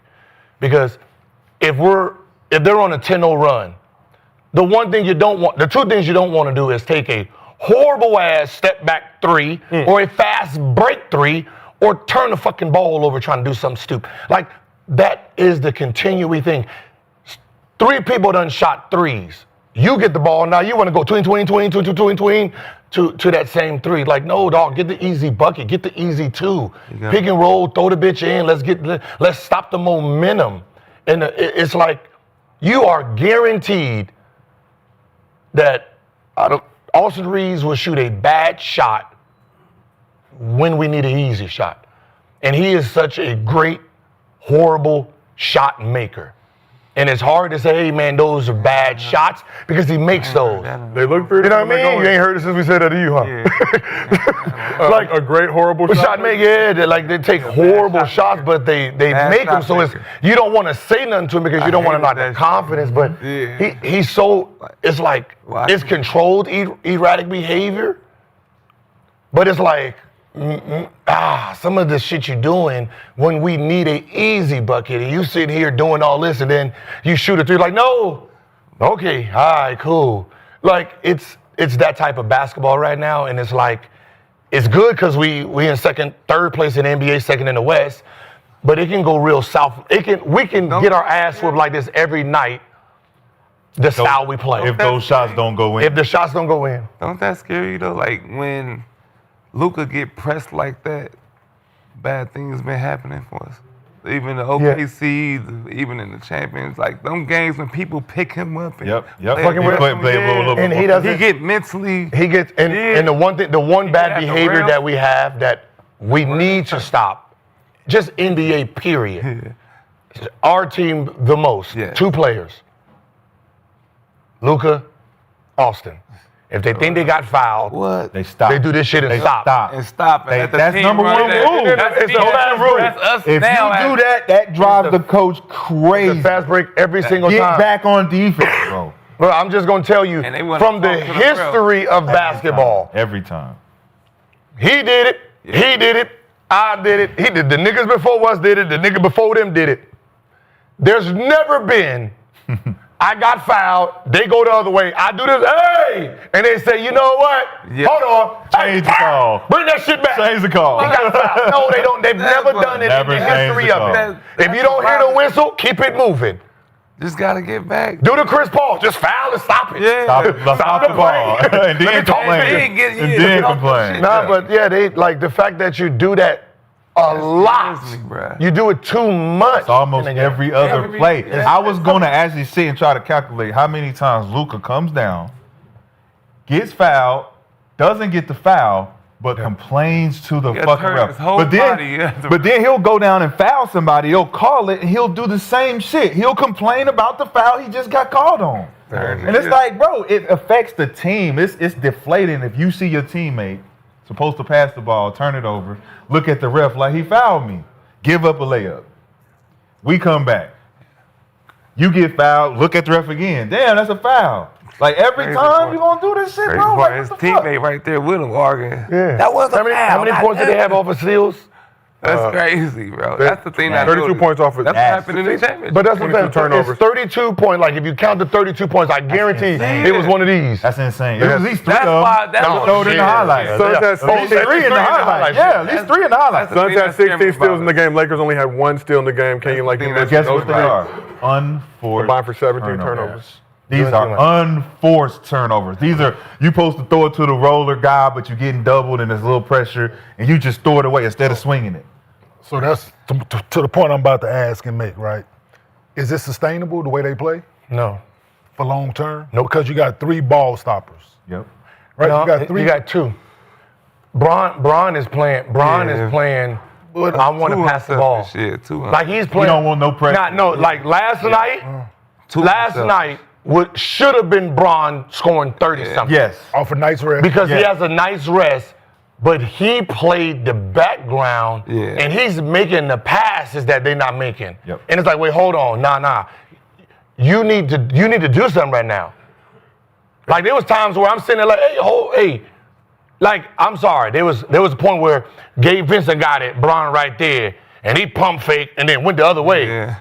And there was no, hey nigga, you know who I am? Facts. There was like, wait, you Go ahead, do your thing. like, I'm Braun over here. Like there was never none of that. Like, do you feel like it's starting to get deliberate though in Braun's play style? Because we're seeing the lack of aggression. Only took 10 shots in this game. Was 3 for 10 from the field. What I'm looking at is there is a style of basketball that is winning games, but Luka's comfortable with it, and it's feeding AR, right? And then there's LeBron's way of playing that is winning basketball. And I think there's a standstill right here of what style we gonna play. Are we gonna play the pick and roll, mess with the guy, and we keep shooting these 50-footers? Where before I even got here as LeBron James, we were last in three-point percentage, right? For a reason. Every three we take is mostly contested. We just got a gifted dude who can just shoot over everybody. But for the most part, they're all contested threes. There's no easy threes. Because you know where those come from, right? Guys got to get in the gaps, collapse the defense, and you fucking moving the ball around. They can't get by. The only person that can get by somebody is Austin Reeves. Yeah. The only person that can get by somebody because of his quickness and athleticism is Austin Reeves. Luka has to manipulate the play. You got to get in gaps to make the defense react to cause a problem and make them react. None of that is going on. To your point, that's why damn near all their shots are contested. They don't got a gap offense. Yeah, they don't. So now, what do you do when it's time for playoff basketball? When you really now LeBron, you hopefully he's still checked in by the end where you can throw the ball and make him create some fouls and different things like that. But yeah, you got to get in the gaps, man. If that's not gonna happen, they're gonna keep taking contested threes, step back threes, and other guys won't be in the rhythm. But like you said, if they're making shots, they're making shots. That's one thing. But like I feel we're gonna get beat by. There's gonna be the way it looks sometimes. There's gonna be a 40-point, 50-point loss. It happened already. Okay, see, then we lost. But like 20 something. Nah, There's down by 30. No, but there's a 40-point because just think about the shots that are being hit. We're sitting there like, whoa! Like when you gotta do that, then you know the effort it took to make that shot. We excited about it. It's not just okay, you come down wide open three. No, we sitting there like, whoa. When you have those bad shooting nights, both of you two, that shooting is wild. When y'all have bad shooting nights, we're blown the fuck out by a lot. And it's looked great the past few games of both of them going over 30 points each, but obviously this it's not. It's just a little bit different. 6'10". Luka still had 38 in the game though. O'Neal dumbass down to the post. Rui? No, LeBron. He got O'Neal guarding. Hold that 6'10". And he's sitting there. Yeah. Passing. Go So, to the we talked about LeBron. Easy one, bro. LeBron appearing a little standoffish. We've also talked about Dylan Brooks and LeBron's documented history of beef, with Brooks embracing the villain role since his time with the Grizzlies and taking pride in trying to poke the bear. The poking continued Monday with Brooks seizing the opportunity for some elder abuse. Let's take a look at some of the things that went down. So Brooks was chirping at LeBron throughout the game, added fuel to the fire by mocking LeBron's shoulder shrug celly after a dunk in the first half. You see the exaggerated shoulder shrug celly. And then with under a minute in the third quarter, LeBron was standing near the Suns bench exchanging words as J.J. Redick tried to get his attention repeatedly. Bron continued his exchange with Redick calling a timeout to try to calm things down. LeBron kept engaging with the Suns for a few more moments, even after cameras cut to commercial break. You see him say a few things to Dylan Brooks as well, right before they hit that commercial. And like I said, this continued into the break. His teammates had to come over. You see it. I don't know what it's all means. And after Bronny came up with a defensive stop on Dylan Brooks, forcing him to travel with some elite garbage time defense, LeBron was spotted on the bench giving a thumbs down, seemingly aimed at Dylan Brooks. After the game, Brooks had this to say about continuing to poke the bear that is LeBron James. I'm a competitor, man. I don't really like the smiling and the giggling and all that. So just letting them know that, you know, I'm here and I'm still rising. Was it so he took offense to you talking to him, or I mean, because he hung around? Always. He likes people that, you know, to bow down. I don't bow down, so that either entices him or it aggravates him, either or. Entices him or aggravates him? I ain't seen change like that since the early 2000s. The big initials. And the first No, we ain't seen the big initials since early 2000s. Damn, Dylan. All he just did is just a long one, put it back. Yeah, Just put it back to the navel. Yeah, He's yeah, good. you win it. Throwback. Absolutely. Put it back to the Okay, level. Dylan. So I took all of them. I had that. I took all of them out of that motherfucker and put it in a watch. Oh, you did? I was like, who the fuck is? Why is it still in my jewelry drawer? Well, like, why? Like, why the fuck? You had the KM? Yeah, big motherfucker, fucking big son bitch. Like, it makes it hard to creep. No, it was a funny scene. Like everybody had their yeah, initials. everybody had it like they don't know their name. Like, nigga don't know you. No, I gotta let you know. Nigga, From KM, business, though, nigga. oh, Kenyon's coming. KM. Oh, that's Kenyon more. Rashad, what do you think about Dylan Brooks not bowing down to LeBron? What do I think about it? His comments he just made post-game. He's not with the laughing and giggling. He's still rising. I don't think true competitors are, man. I think we really just out here to compete, man. Give a fuck who you are. Give a fuck about what you've done. Do it now. Do it tonight. And I walk off this court, I give you the thumbs up. Way to play. Way to hoop. Good bump. Next game. But I think that's what the league has become. It's become a place where if you're not praising, you hating. And if you hating, we don't want to talk to you because you ain't bowing down, you ain't kissing the ring, you ain't doing all that shit. It goes back to guys like Lance Stevenson, guys who made a staple of just being hard-nosed guys. Steven Jackson, Ron Artest, Tayshaun Prince's, where it's just like, I'm here to compete. I ain't here to say nothing, do nothing, smile, nothing. I'm just here to hoop. And I think that Dylan is keeping that alive. I think a lot of other players should adapt that, especially when it comes to like talking shit and doing it in a controlled manner where you just got to show up and compete. I'm not trying to disrespect you. I'm just letting you know that shit ain't flying tonight. You got to do something else, bro. And I'm coming at you. Full steam ahead. And you got to stop my shit. So you got, like Gil was saying, he now turned into a two-way player that can show up and talk shit and stop your ass at the same time.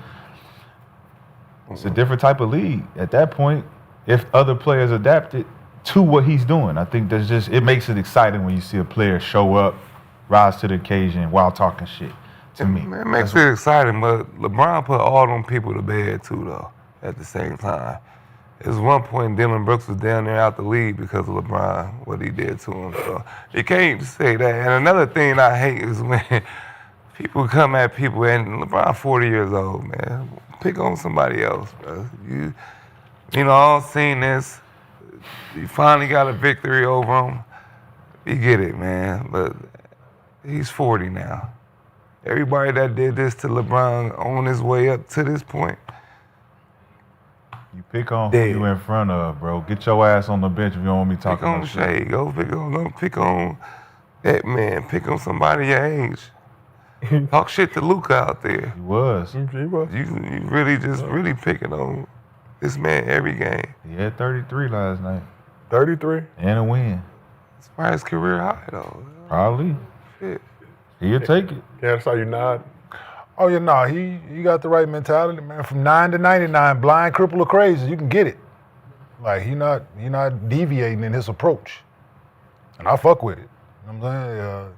All the little extra shit, yeah, I can, but I get that's him. That's part of it. That's the LeBron shoulder shrug thing. Yeah, all of that. I get it, but he come to compete, right?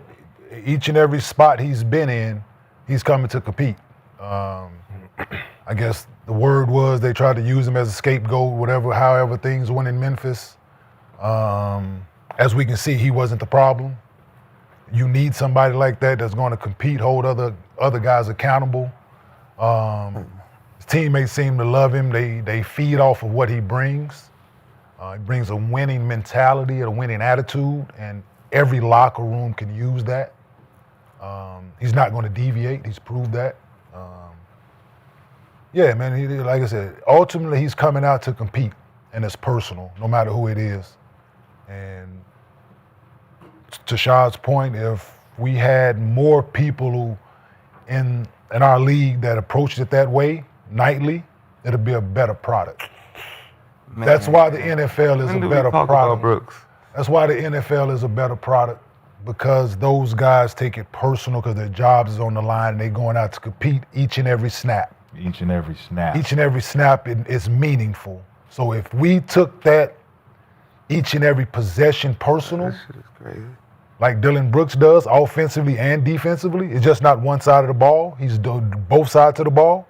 It'll be a better product if more guys took it that way. I ain't saying it's 100% in the NFL, but that number is high. That guys take each and every possession personal. And yeah, you trying to get the best of me. And it's man shit at that point, right? I'm not going back down to deviate as a man first and foremost. I got pride and I got to go look at myself in the mirror. So What was the pride last year what you talking about? when he was in Houston? He had it. Did he? That's what I'm saying. Why not? He don't deviate. He take his L's. Well, He don't where- deviate. He take his L's. when he get- Where's his interview deviate. Right? from the last time Man. we heard about him in For Memphis real.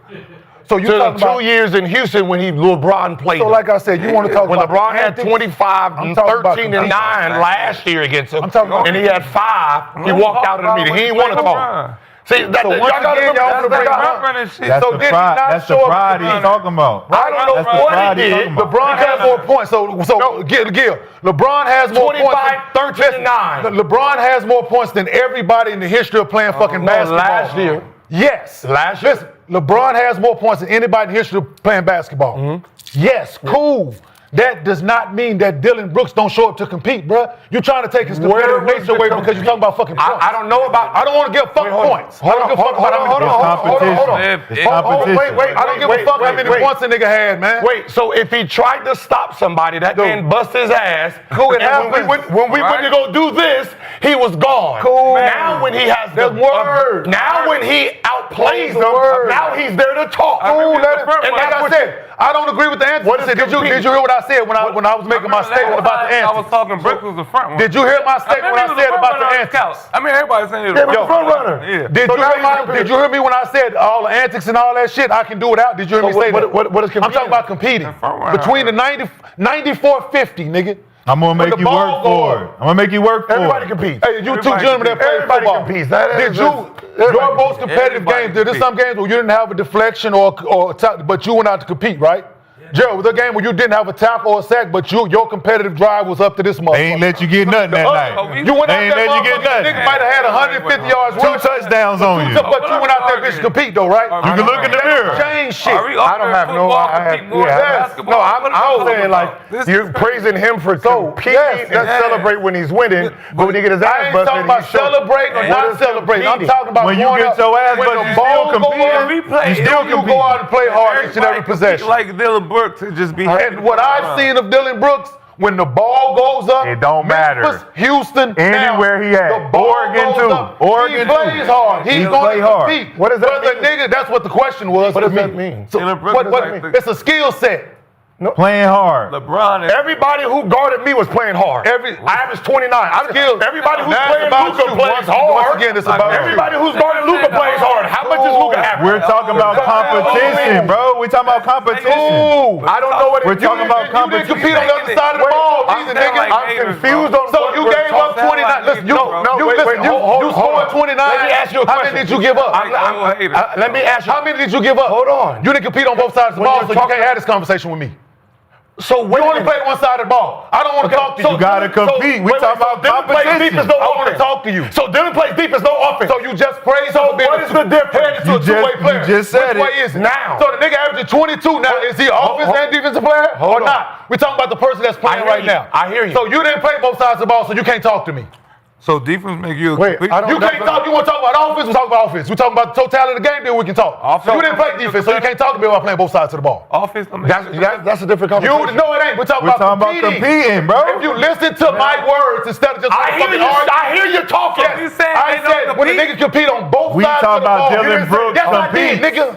I did he say said he compete on both. Hold on. I did You say won. compete on both sides won. of the You ball. won, dog. Part of my statement was when I You won. originally You- said The nigga competes on both sides of the ball every time. Every night, every time he plays, he steps up and he competes. But every time, that's what the fuck We're not talking about everybody else. I ain't talking We're about talking about Dylan Brooks. And I said if more niggas took that approach, it would be a better product. They don't compete then. When I said when more niggas took that approach, you balled your face up. So if more people So therefore, if more niggas took the approach on playing both sides of the ball, like Dylan Brooks, Anthony Edwards, most fucking other guys took that same approach, the league would be a much better product, nigga. Like, so you didn't play both sides of the ball, so you can't talk to me about that. Everybody in the NBA be like Dylan Brooks. So on that note, yeah, go out and compete. Good place for us to wrap up today. Make sure you stick around for an all-new episode of the Arena Gridiron coming up next. They're going to talk about the Monday night game, got a lot of other things to discuss. You want to talk about points, Gilbert.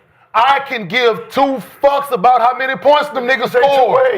I don't give a fuck how many points niggas score, Gil. I can give 2 fucks. If you go out and compete, and you bust a nigga ass, I heard your point. But you want to talk. Hear my point. He heard Dylan Brooks going. You've been talking for fucking 15 minutes. You've been talking for 15 minutes. Go ahead. You've been talking for 15 straight minutes. Final point, Gil. You're saying Let him say his point. he's a defensive player. I said he competes. That he competes on defense. He sides of has the no ball. offense. You're fine with that. Both But if sides of an the ball. offensive player that scores but plays no defense, you don't fuck with that. I don't care. They're both one-sided players, I don't but know. you're only praising one. So if you listen to I'm words, competing on the offense. so you listen to words that I'm came out my competing mouth. offensively. I respect I'm that play competing both sides of the ball. If I score 30 points a game what that got to against a do with defensive anything? player, And? I'm competing offensively. Yeah, one side of the ball. Where are you going, Hammy? One side of the ball. Up in your motherfucking puffin'. Amen. You I'm competing. They do that in football too. Yeah. They do that in football too. Yeah, one side of the ball. They do Because that. I remember when One side of the ball. I remember when I averaged 34 against them, I was competing. And then offense. Against who? 34 a game against them, I was competing. I don't know Against what who? kind of defense I played. Against who? They were trying. If they was competing 34 defensively, against who? they didn't do a good job. Who you averaged They didn't do a 34 good job. against? Hey, man. Who you averaged 34 against? Skip. I knew you If were I good, average bro. 40 points a game, Against who? if I average 40 points a game, Against who? I knew you was the one. you hear me? Against who? If I average 40 points a game, did they was they competing defensively? And we won. They were trying. Skip Is that part of competing, Gil? I don't know. Trying part of competing? You Is try. it? I don't know. Is it? I don't think so. Well, ladies and gentlemen, that is all for today for Gil's Arena. But make sure you stick around for an all-new episode of the Arena Gridiron. But this has been another episode of Gil's Arena presented by Underdog. We will see y'all tomorrow.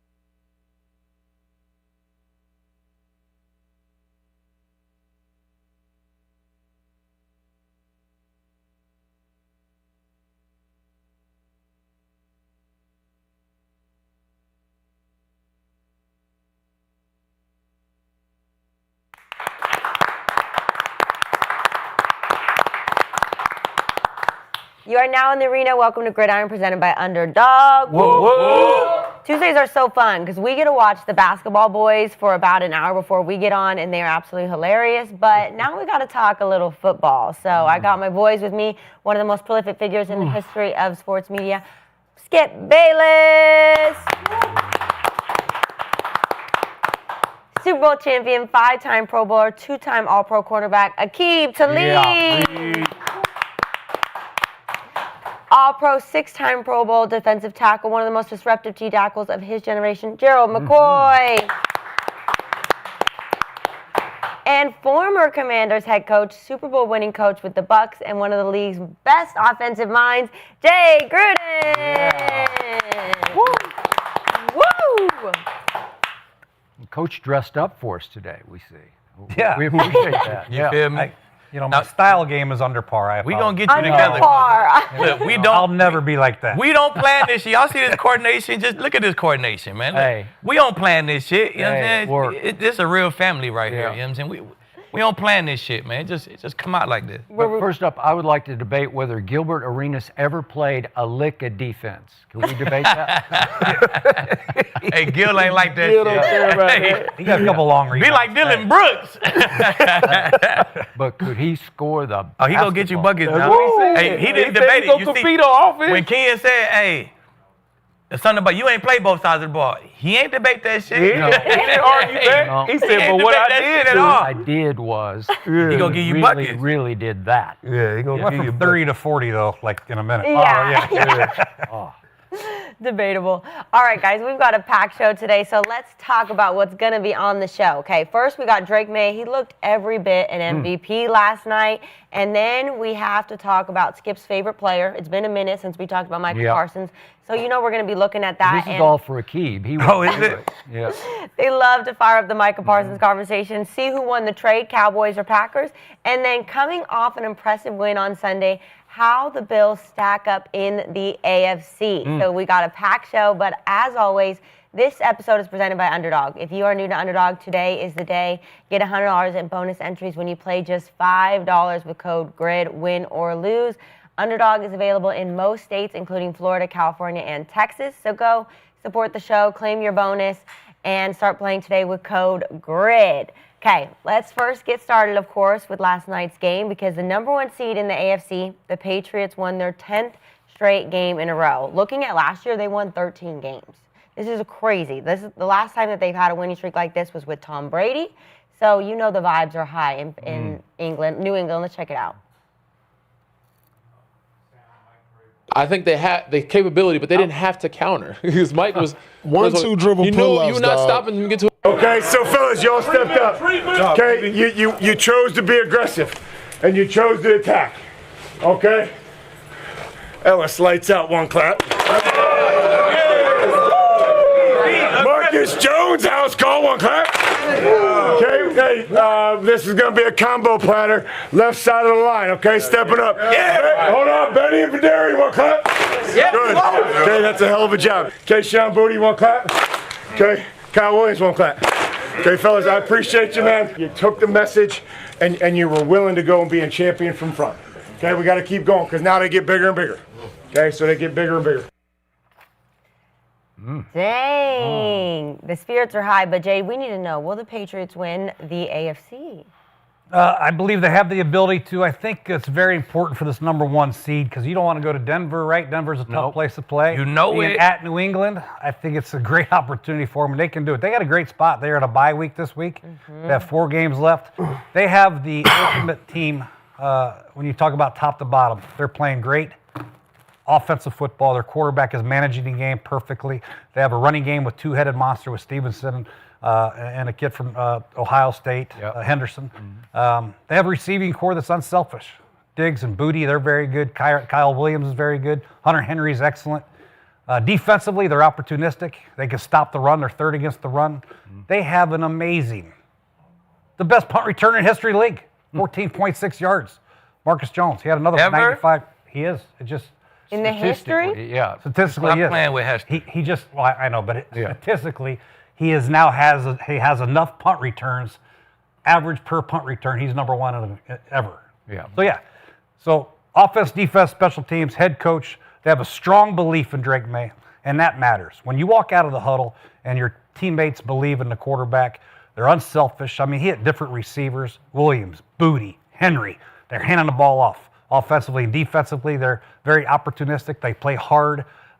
I think top to bottom, I think it is the best team in the AFC. I do think they can win the AFC, no doubt about it. Josh McDaniels is play caller. Josh McDaniels is a great play caller, no doubt. It helps. I mean, he hit the lottery ticket. I mean, He did. it's a lottery ticket. Vrabel did too. I mean, this is unbelievable. They go in there and they get Drake May. I mean, how about that? Congratulations. You get a second chance to be head coach in the National Football League. All right, who's my quarterback? Well, you get Drake May. Oh, holy shit. I'll be here for the next 20 years. What's your view of Vrabel as the head coach? I've always liked Mike Vrabel. He's a tough guy. I think the players all like him. That's very important. His messages are always strong. He's got a good system, good scheme, good culture. Doesn't take a lot of shit from anybody, which I like.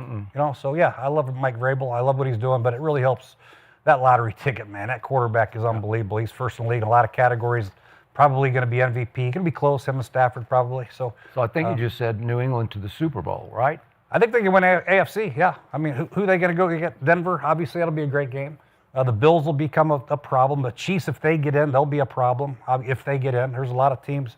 The Texans, if they get in, the way they play defense, they'll be a problem. I mean, Everybody be a problem It's for going to be them. a good. Everybody is He just because lists five teams. because He's like, they're a experience-wise at the problem, they're a quarterback problem. position, you look at Mahomes, they might not even get in.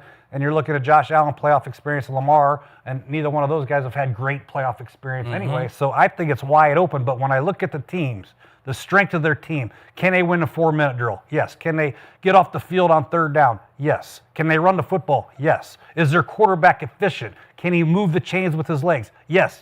They check every single box that you need to be successful in the playoffs. So I think, hell yeah, they can do it. Keith, we need unbiased, Yeah. okay? We this can't is go not Broncos, biased. I promise you. Broncos. I watched Don't the game give me last- their schedule. Don't give me their schedule. I'm not going to give you their schedule. No I'm just orange in this opinion, please. How am I Thank not you, going Skip. to Thank give you you. orange in this opinion when we talk about who's going to win the AFC? Okay. How can I do that, Skip?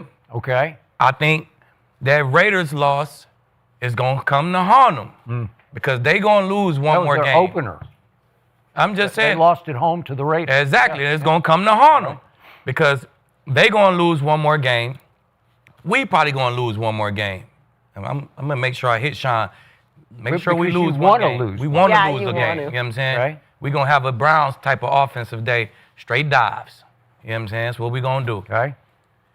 And we're going to have the same record as them, but we got the better record versus a common opponent. So we going to be the number 1 seed. They're going to be the number 2 seed.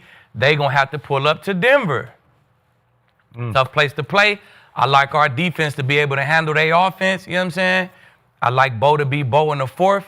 I like us in that matchup in Denver. If we got to go to New England, they might take it. You got to win a playoff game first. You're either might have to play damn Buffalo or They Kansas do City too. in round They one. might have to play I know. Buffalo or I Kansas got City it, but before, because we're going to be the number 1 seed. They're going to be the number 2 seed. So they have to see Buffalo. Hopefully they put Buffalo out for us.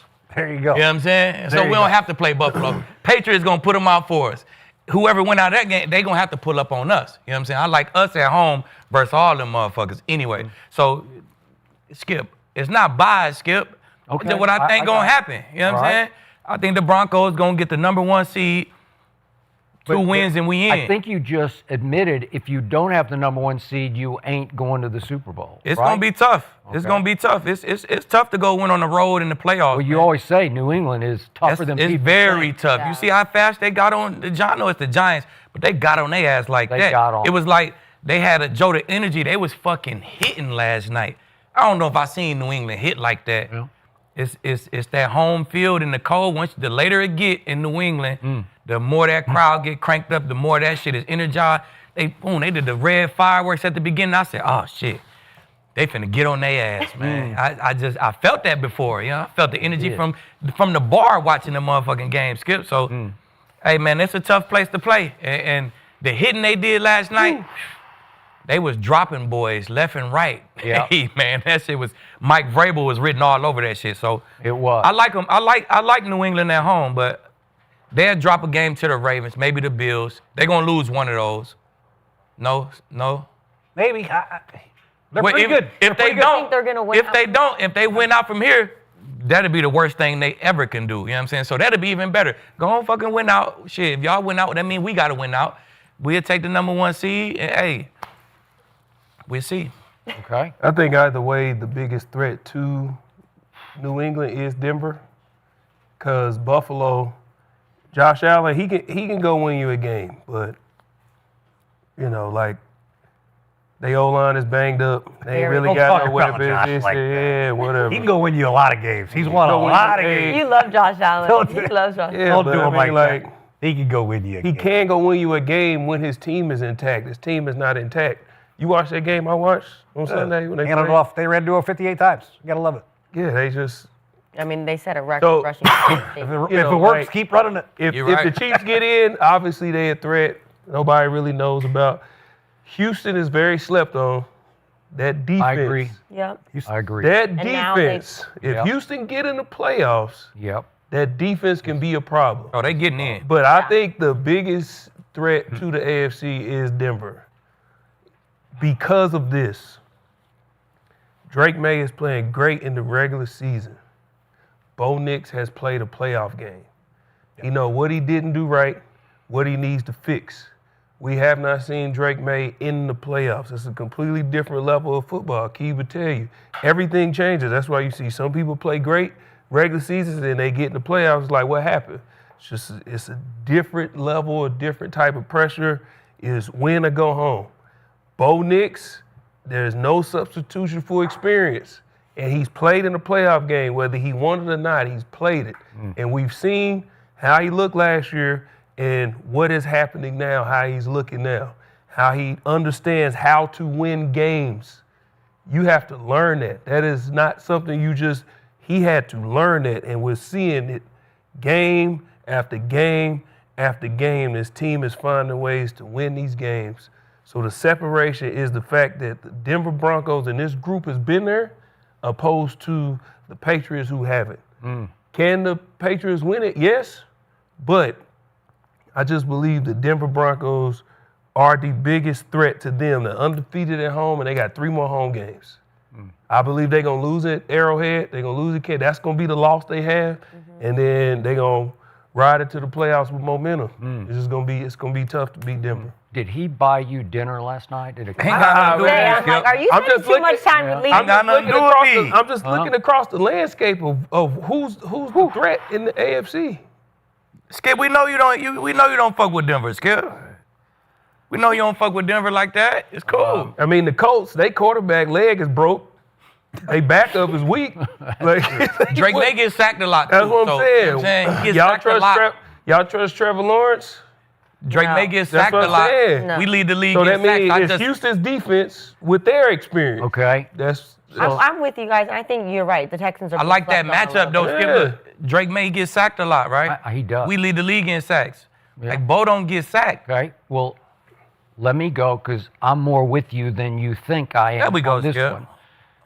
The question is New England going to win the AFC? I am not going to overreact to what I just saw against what's left of a football team whose kicker stuck his foot in the ground and didn't even get it back to the football on a field goal attempt, something I've never seen in my life. I don't know if you've ever seen that before. That punter had a rough first few plays. His first punt hit a line drive to the best punt returner. Okay, but I was talking he took about it back 90. The second one hit another line drive right back to him, and then he drops the snap and gets it up late. Okay, but those are rough 3 plays for the punter. But Oh, I'm so talking you about. think it was on the snap? The punter That's got what he that. said. That was a good snap, good hold. Nah, he said the kicker I'm said talking the about- ball. He Ball's said moving. he caught it in the ball move. That's why he stopped, because the ball when the ball shifted. But no, go look at it. I thought it was a good I'm blaming the holder. I'm not I'm with blaming you, the kicker. holder. I watched a lot of slow motion. It was Hey. not the holder. It was not the His holder. foot was in Not the the holder. ground. He just stuck his.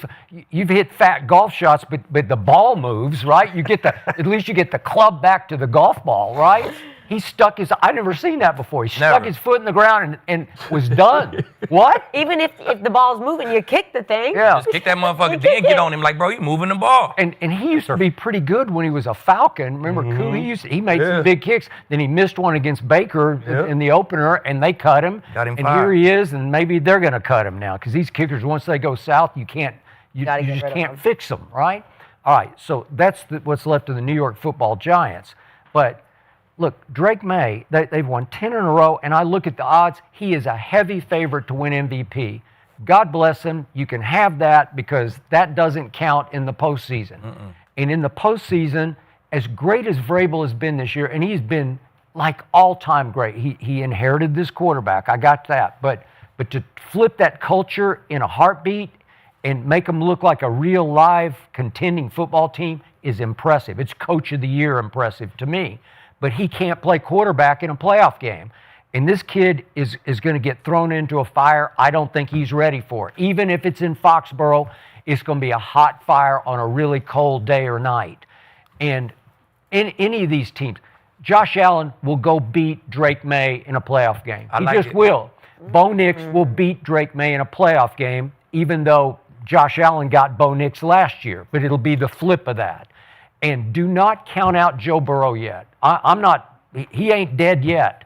And if he winds up in Foxborough, my money's going to be on Joe Burrow. He can go there. I mean, they almost Joe, go Joe can go there. Flacco. If Joe Flacco gets had to that crazy Foxborough, turnover. he winning that game. He win that game. Game over. And that's nothing against what they've accomplished because they lost to the Raiders, then they lost to the Steelers, and we see what the Steelers have turned into. That was weeks 1 and 3. At home, they lost to those two teams. And then you want to talk about flipping the switch. So they reel off 10 in a row. You can question some of the quality of the competition, but they beat who was in front of them every single week in a row. But I don't think it adds up to will they win the AFC, even if they have home field. I just don't trust that kid. And I know he's kind of gee whiz, aw shucks, kind of Brady-esque, I guess, but he's humble maybe to a fault. I don't see a lot of fire in his belly, but he's playing great football. And I'm sure you watch it like, please give me one of those, like you say. Yeah. He is effortless in his delivery, man.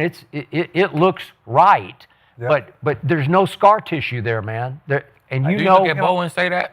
No, when I look at playoffs, I err on the side of great quarterback play. And what Drake May has done this year has been damn near unheard of in a second year, right? Yeah. So I mean, I give them a great opportunity to win it all. Not just because of him, because of the running game. I worry about the left tackle being out for a year. Yeah. The makeshift side on the left side. That's my biggest concern about the Patriots moving forward. And then I got to go to Buffalo, and I go to Kansas City if they get in, and I go to Baltimore if they get in.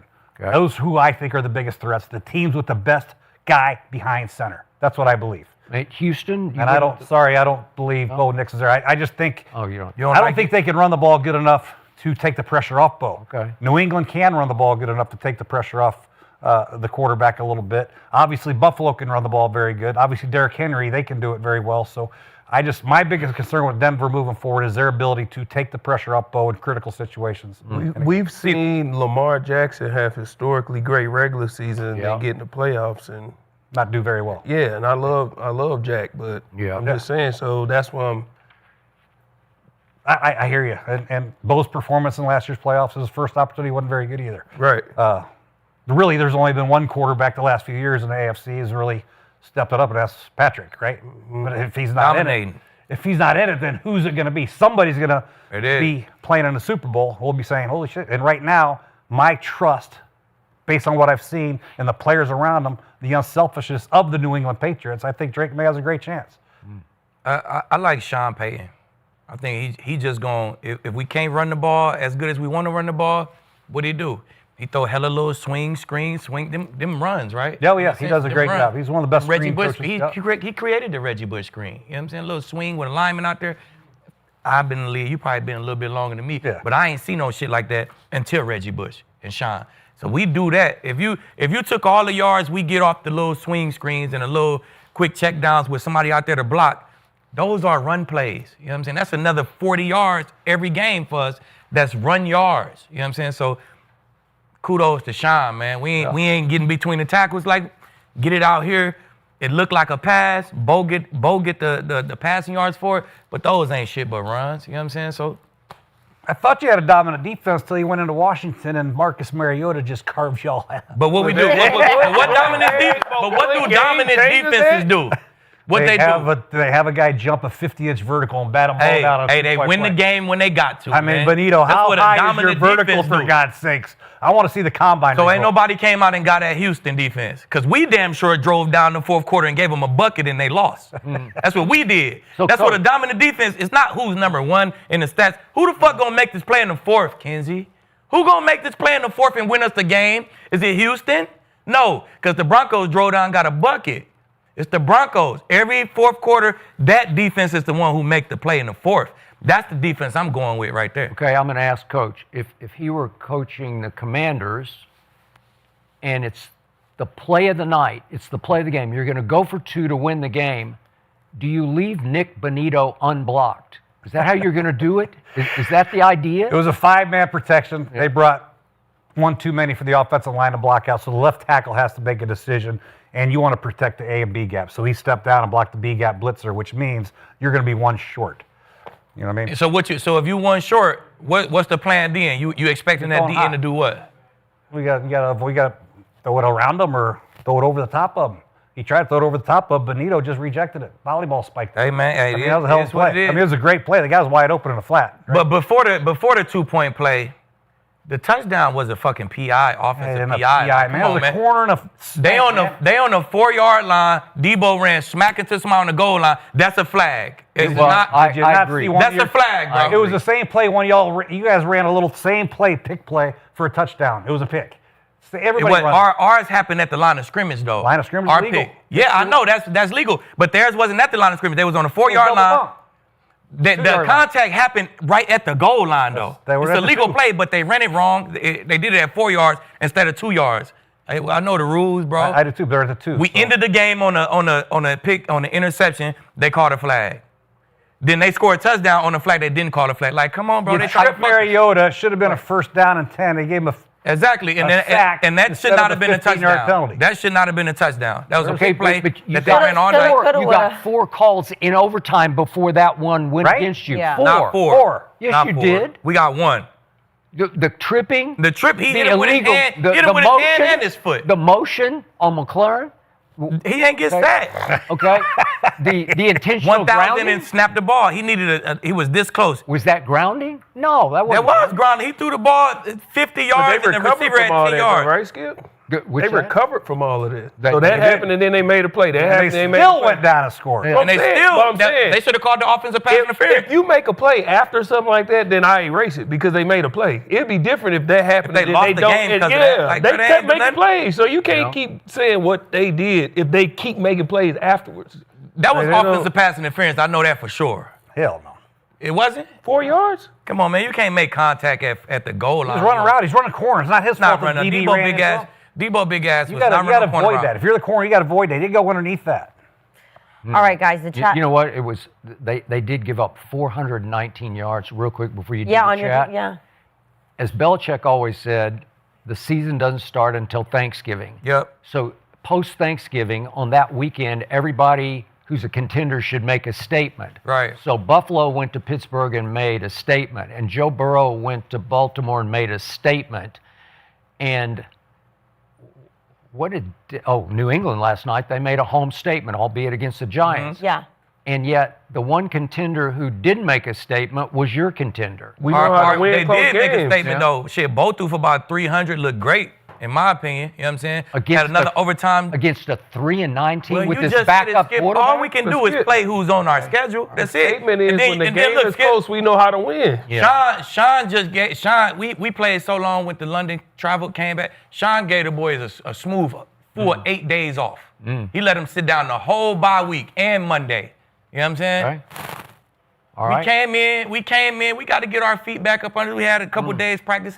It happened like that off bye weeks. The teams come moving around a little slow after bye weeks. Yeah. They do. All right. It was just a little bye week, Skip, a little turkey. You feel me? A little dressing, you know? Didn't Washington have a bye week too? Hey, they'll be just Washington, fine. you know Washington had a bye week too, right? Washington they had 8 days off. Washington was in the office. Hey, but listen. Washington was in the office for 13 days straight, putting together that weak ass dick and duck game plan that they put together. That's what they was doing. Putting that Everybody shit had together. a statement, and all the statements ended with "we won." They statement ended with "we won." Yeah. And it ended with the defense made a play to win the game again. I like it better when you two argue, man. Quit. I don't like.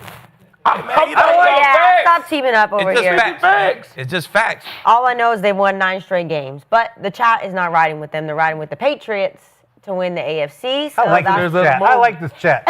Stick with us. You're not going to like me in about 10 minutes.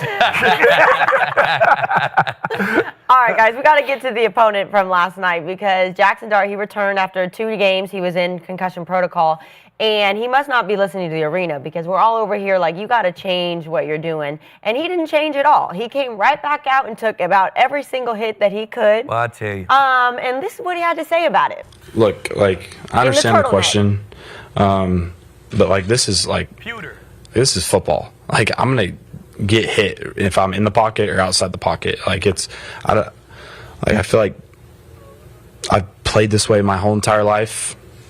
This shouldn't be, like, any shocker to anybody if you've followed along with my career. And we're not playing soccer out here. Like, you're going to get hit. Things happen. It's just part of the game. He punk soccer. Hey, I tell you what. The soccer is a contact sport. His ass going to be playing pickleball here soon. I promise you that. I've been playing like this my whole life, man. This is the NFL, man. He going to be playing pickleball here soon, man. All right. Oh, I'm doing that if you want to. I wasn't sold when he was chewing gum in a turtleneck and flipping his hair. Did you watch the whole interview? I was a little distracted. I was like, okay, soccer, but hair flip. Coach, what did you see from Jackson Dart yesterday? First off, he did not see Ellis. I don't care what anybody says. He took a hit. He didn't see it.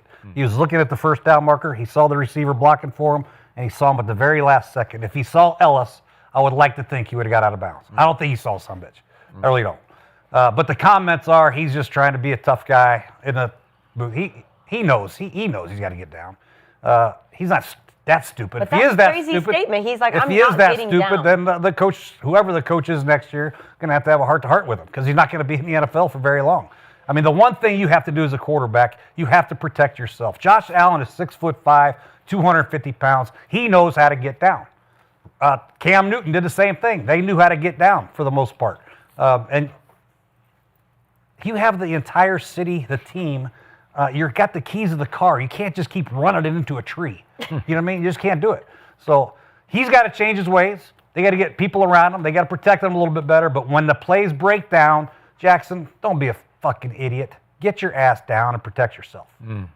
But he did not see that Ellis guy coming. He didn't see it. Heck no, he Well, you got to start looking around. Yeah. Huh? Exactly. Keep his head on the You know, when you're running, better start when you're looking around. scrambling, I don't know if you guys know anything about horse racing. You know, they put blinders on the horse so they can't see people around them. I think he plays too many times with blinders on. He's just looking like this. That hit would've you got to killed open up your eyes and see. It almost I mean, if killed you're me. running the ball, you got to make sure you know where the sideline is. You got to make sure you're looking, peeking back behind you and all that, so you know where to get down and get the hell out of bounds. I mean, he was like running like this. I'm like, damn. What he don't understand is the mindset of a defender, and Gabe can attest to this.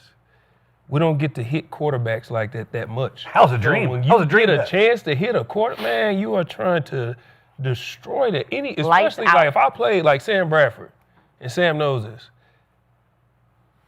or even Jameis, any quarterback that was on my team, and then I eventually played against you. If I get a chance to hit you, I don't care if I know you. I'm trying to take your helmet off.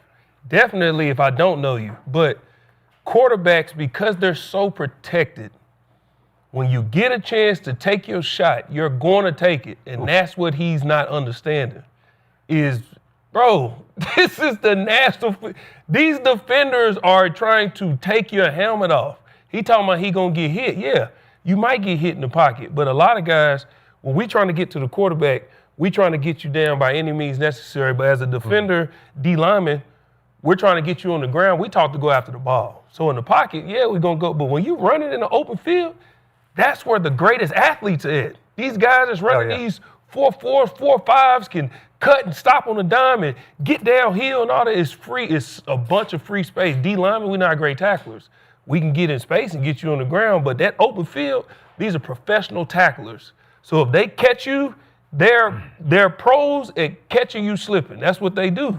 So if you want to keep doing that, Jackson, have at it. But you Giants fans, all that cheering y'all doing, y'all better go stand outside that facility and hold up signs and say, please slide, or y'all will not get to enjoy Jackson Dart for that long. I'm telling you, he better he better fix his mindset because he ain't gonna play that long. He needs to talk to Not you. like that. Yeah, I ain't like how he played. I mean, I like the production, but he holds the ball so long. It wasn't even just that hit. It was another hit. He whoop, whoop, whoop, whoop, and another safety. Tried to slide and bam. Yeah. His head bounced off that turf a little bit. Like, you know what I'm saying? It's just a dangerous way to play, man. And after 4 trips to the tent, he still ain't learned. No. You know what I'm saying? He gonna get another coach fired here soon. You know what I'm saying? I think he put his name tag on the tent. Hey, he need his own He need tent. his own tent. He need his own tent, his own doctor. You know what I'm saying? Hey, it's just, you can't play football like that. Well, he's 22, on top of the world. Yep.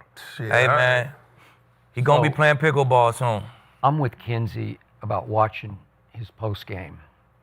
That was a performance to me. That was like acting, like I'm really putting it on for everybody. Yeah. He is trying to build and grow his Big Apple media mystique of I'm the toughest quarterback who ever walked or ran. I back down from nobody. I take nothing from nobody. Nobody's going to change me. I've been doing this my whole life.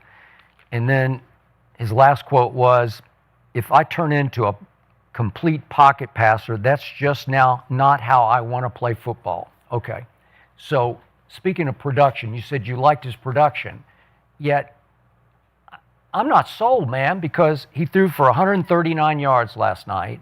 For the year, in 8 games that he's played, he's averaged 156 yards passing a game. That ranks 3rd from the bottom, and below him are Justin Fields and Dylan Gabriel. So he's in that ballpark with those guys. With throwing the ball. With throwing the ball. But he added what he do, running the ball and creating and doing it's a nice little body of work. Okay, I get what you're saying, but obviously, to all your points, it just won't last. Yeah, it won't last, for sure. You can build your mystique only so far. You can sell only so many ads, and then they're not going to want you to market their products anymore because you're not going to be playing anymore. Because even his offensive lineman, John Runyon, said, we try to talk to him, and he just won't listen. Well, just how he play. Come on, man. Like Christian Ellis, how many times in his life has he gotten to run full speed and hit a quarterback as hard as he can hit him without hitting him in the head? He body shot him, just body to body. That was a full speed whammo shot that, he's probably dreamed of, and he may never get that again because nobody else is going to allow it. And the sort of the sad truth of the game is, which drives me a little crazy sometimes, is it's rigged for the quarterback to protect himself because they have to. They're the show. Right. So you can actually, the rule says that you can just, as you approach all those great tacklers, you can leave your feet first. He was diving head first a lot of times, but you can go feet first, and as soon as you touch, you're down. And they can't even barely touch you. They have to pull completely up, right? That's how the game is played. So theoretically, if you're really smart about it, you're never going to really get hit as a quarterback unless somebody just completely cheap shots you. Like Aaron Rodgers. Yeah. You might get hit like that. You just come from the back. You don't see him. Bosa type hit. You take those. Yeah, but in his prime, he didn't get hit that much because he was much quicker. He just lost he doesn't have that first step anymore. Yeah. But, man, this is a kid, listen, whoever the head coach is going to be, or maybe all the way to Mr. Mara at the top, somebody needs to sit him down and say, you're very valuable to us. Because I know your brother really likes, and a lot of people really like the potential of it, but your brother told him that in the beginning of the season. It went viral on social media, in September. The O-lineman just said they talk to him all the time about it. But that's just how he played. Yeah. If that's his style of play, he don't want to throw nothing out they break. He got to hold it, move around a little bit, let you create something, and then get it downfield. Yeah. That's where all his big plays come from. When he look his best, he doing that. So that was my point at the beginning of the season, bro. Like, hey, this style of play is just too dangerous. It ain't going to hold up. And if you watch him last night, he tried to sit in the pocket. He tried to sit there. One, they obviously don't have the weapons. He tried to sit there, but I'll give him his credit. He has a great feel in the pocket. He do. He knows how to find step up lane. The problem is when you get in the open field. Take what the defense give you, get down, play the next play. Yeah. You know what I'm saying? Like, the greatest of all time, Tom Brady, he took with he will nickel and dime you all the way down the field. He don't care about he'll get explosive if it's there. Yeah. What made Tom Brady great, he'll take what the defense give you, and he's going to do that all the way down the field. It's just, it's not always, I got to make a play, I got to make it. Take what the defense give you. Yeah. That's going to create an explosive for you. Kind of like what Mariota did. He nickel and dime. Or middle linebacker safeties started to come up, then it started to be little holes in front of the safeties, you know what I'm saying? So that's going to create you explosive when you play that way. But a lot of quarterbacks just not patient enough, i.e. Jackson Dart, to play that way, you know what I'm saying? And Coach, when I watch Jackson, he have everything necessary to be a really good quarterback in this league for a long time. Is that what you see? Like, it's just the tools, everything he has? I actually compare Jackson a lot to both. I think they're very similar. They're not great true pocket passers, but they're very explosive outside the pocket. They can do a lot of good things with their legs, keep drives alive. So it's hard for me to say, hey, just get down all the time, because some of his best plays this year has been, he had like a 35-yard touchdown run earlier in the year, and Bo's done the same thing. But Bo don't get hit, though. Yeah, he just didn't see that guy last night. Hopefully that was a fluke. What about the other 4? He probably saw those. That's what I'm saying. Hopefully he learned. Hopefully he learned. I say that too. Bo ain't gonna sit in that pocket. Bo gonna get on he gonna get outside. He gonna find something downfield. But Bo's smart. When you see him run, he don't get hit. He run out of bounds. He get down. He does. He don't get touched. You know what I'm saying? Yeah. All right, let's talk about another young quarterback, because we got to ask you about it. So Shedeur Sanders, he had his second start, and he is named the starter again for this weekend versus the Titans. So it's going to be Cam Ward versus Shedeur Sanders, which I know a lot of people are excited to see. But he's 1-1 to start the season after the loss versus the Niners. Are you encouraged or discouraged by Shedeur Sanders' performance? You guys all give him A+? Y'all give? No, we gave him C. You got C's across the board. I think you didn't wear your jersey, your Shedeur jersey. There were 1B, 1B. Everybody else and everybody else was C+. Damn. Skip gave him a C, and then like as you know how some never teachers seen like their anybody students, they changed it to a B. This young that has this much. This is crazy how the people in the world have gravitated towards this situation. And if you say anything negative about this guy, go ahead. That's great. And now we're interested in my Titans whole versus thing is, Browns this you weekend. can't be Like, discouraged what? by a guy in a second start. You can't really be discouraged. Now, your job as a coach, coordinator, quarterback coach is to fix the things you can fix.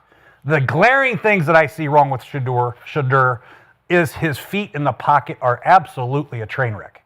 I mean, the reason why Jerry Jeudy got mad is not because he overthrew him. He missed him in the first window. He should have thrown it sooner, been ready to throw it. Jerry would have caught it, run out the back door for a touchdown. Now, Jerry shouldn't have done that. I got that. But anyway, that's why he was angry. His anticipation's not there.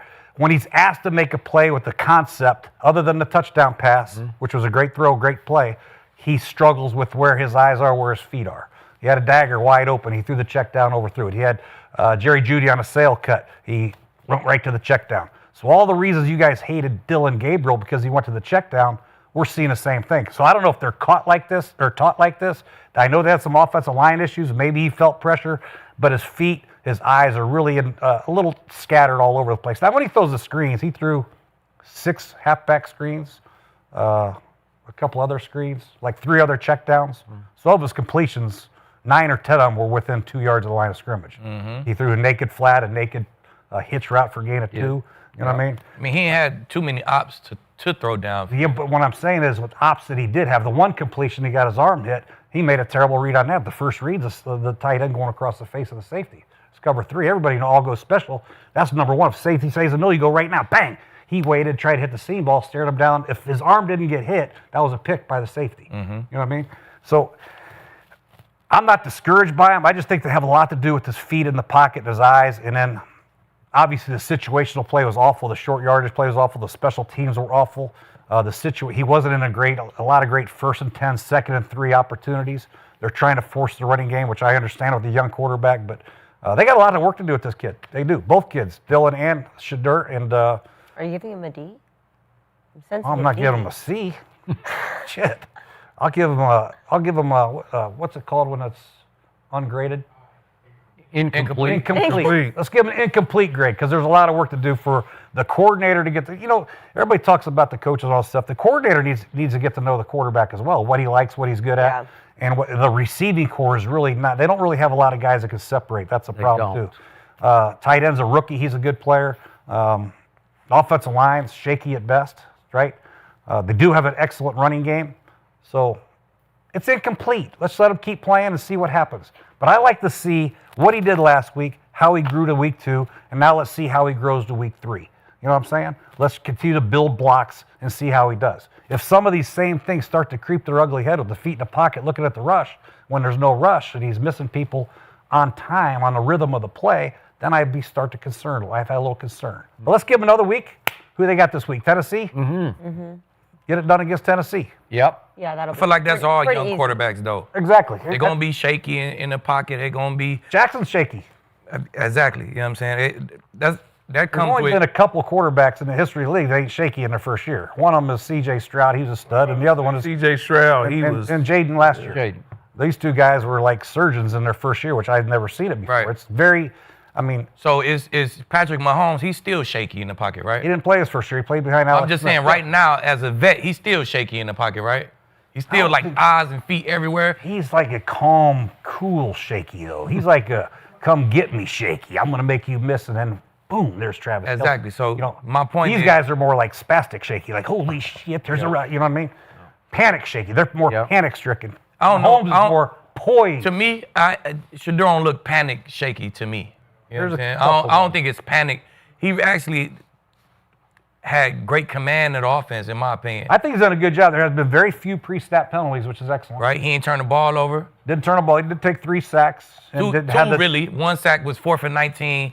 They drop everybody. He like shit. But that was a gain of 5. That was, but the one in the end zone where he held the ball, scrambled outside, and they got the tripping call. That was not a very good rep. He had 2 guys wide open. He had a little out route with a shallow cross chasing it. He held it and then scrambled out. That was a bad rep. But I thought he took two bad sacks. I thought the third one. Yeah, the one where they're in field goal range already, he took a sack. That was bad. That wasn't very good. That was number 2. I mean, that happens though. So let's just incomplete. But he's Dylan got Gabriel, talent. There's he no don't look doubt. shaky in the pocket. He's real calm, but it's There just hasn't been a lot of production. Downfield. It's very, very calm. It's very calm. He came in for one play. He came in one play through the flat. He almost threw it. He almost threw it.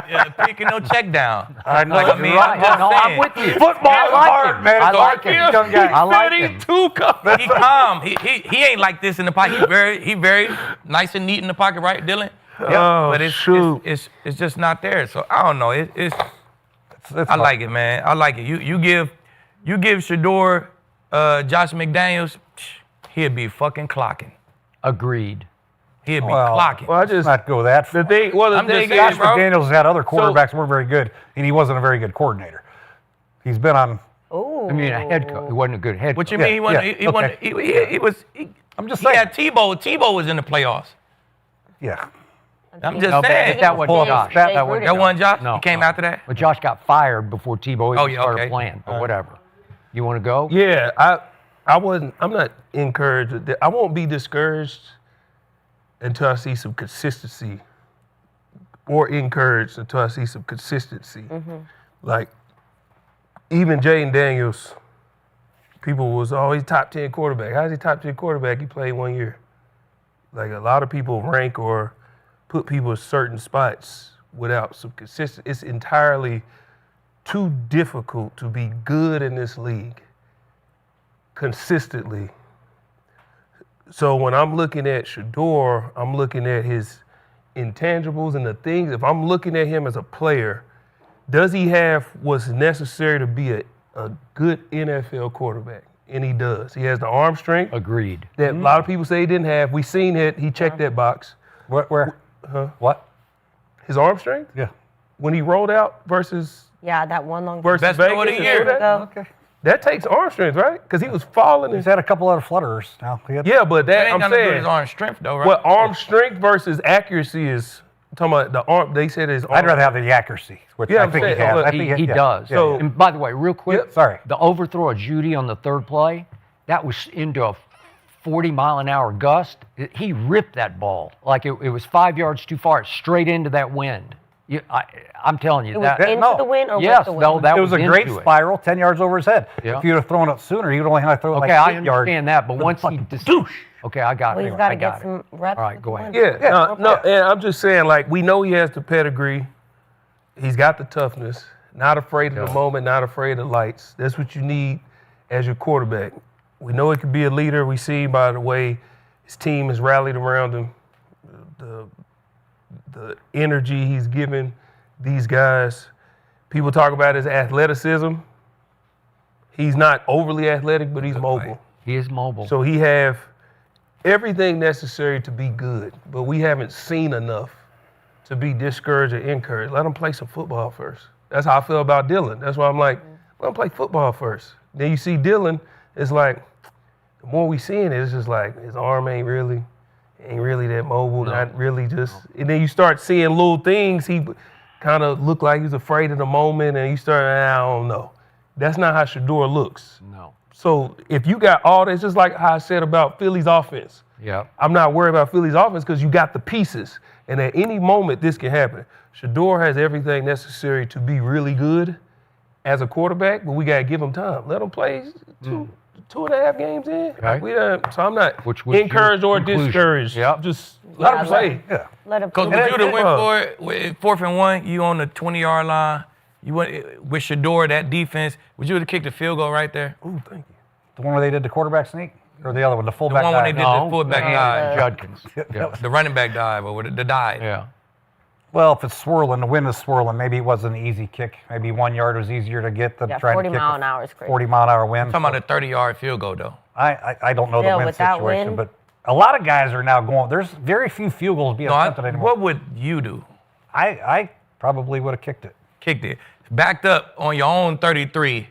Would you have put Fannin at quarterback and ran a quarterback sneak? You know, if I think 5 teams did that this week and 4 of them failed miserably. But what would you do, Coach? I would never put my tight end there because I'm worried about the center quarterback exchange. Exactly. The only one that's done it very successfully is Mark Travis. Andrews did. And Mark Andrews. He did.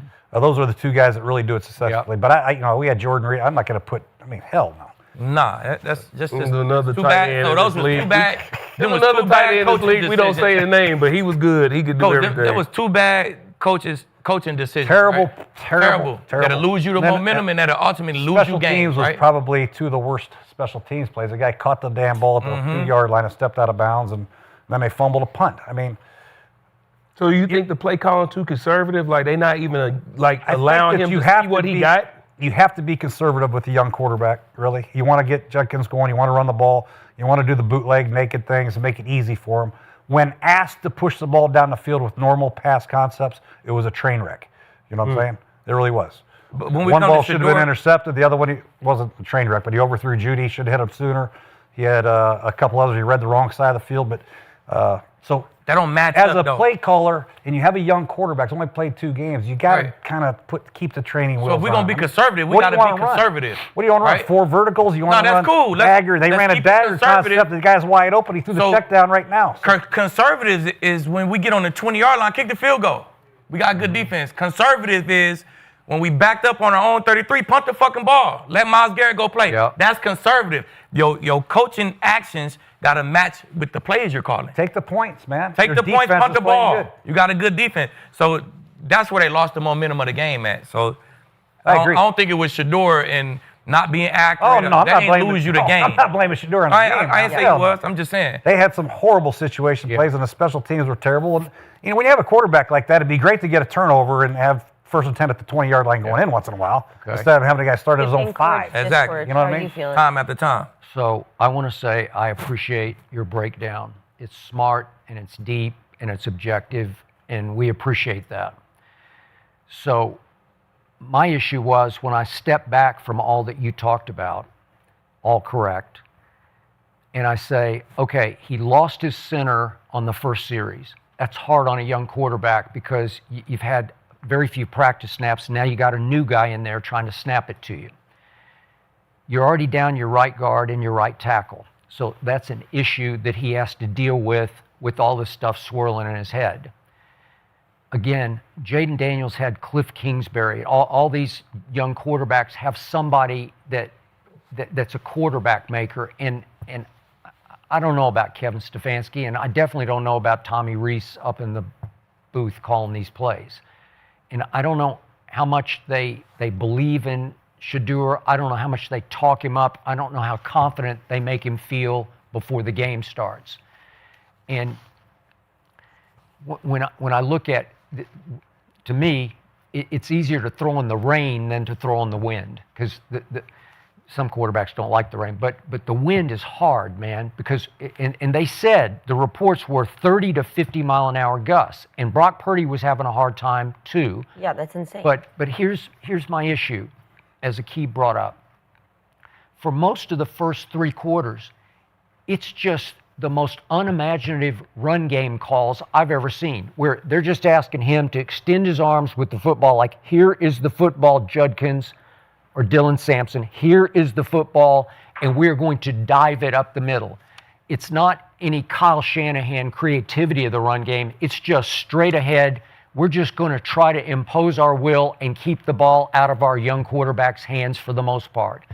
And Shedeur said all the right things after the game, but he did say, I need to throw a few more to be able to gauge the wind, because the wind is hard to figure. You know, you have to try a few, because the first one, he just cannonballs it through the wind, and it was too long, and you said he should have seen it earlier, and there's a place that ball needs to get. But he said, I just need, he also said, I just have to have a bigger role in the offense. And I think it hurts his pride that any red zone play, when they get, especially inside the 5, they just go wildcat, and he's got to do the trot of shame and trot off the field and get replaced, right? Where he's not even on the field.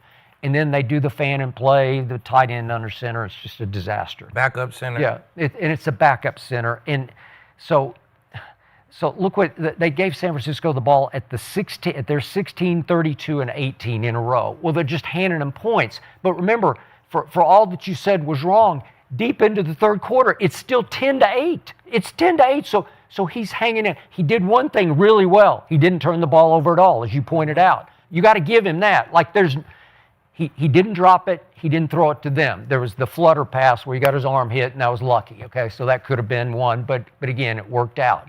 But my point is, I know what he can do. He's deadly accurate, and he's tough. He's mentally and physically tough. So you have to give him some chances in the flow where you can't wait until the game's out of control, and then you say, now let's throw to catch up.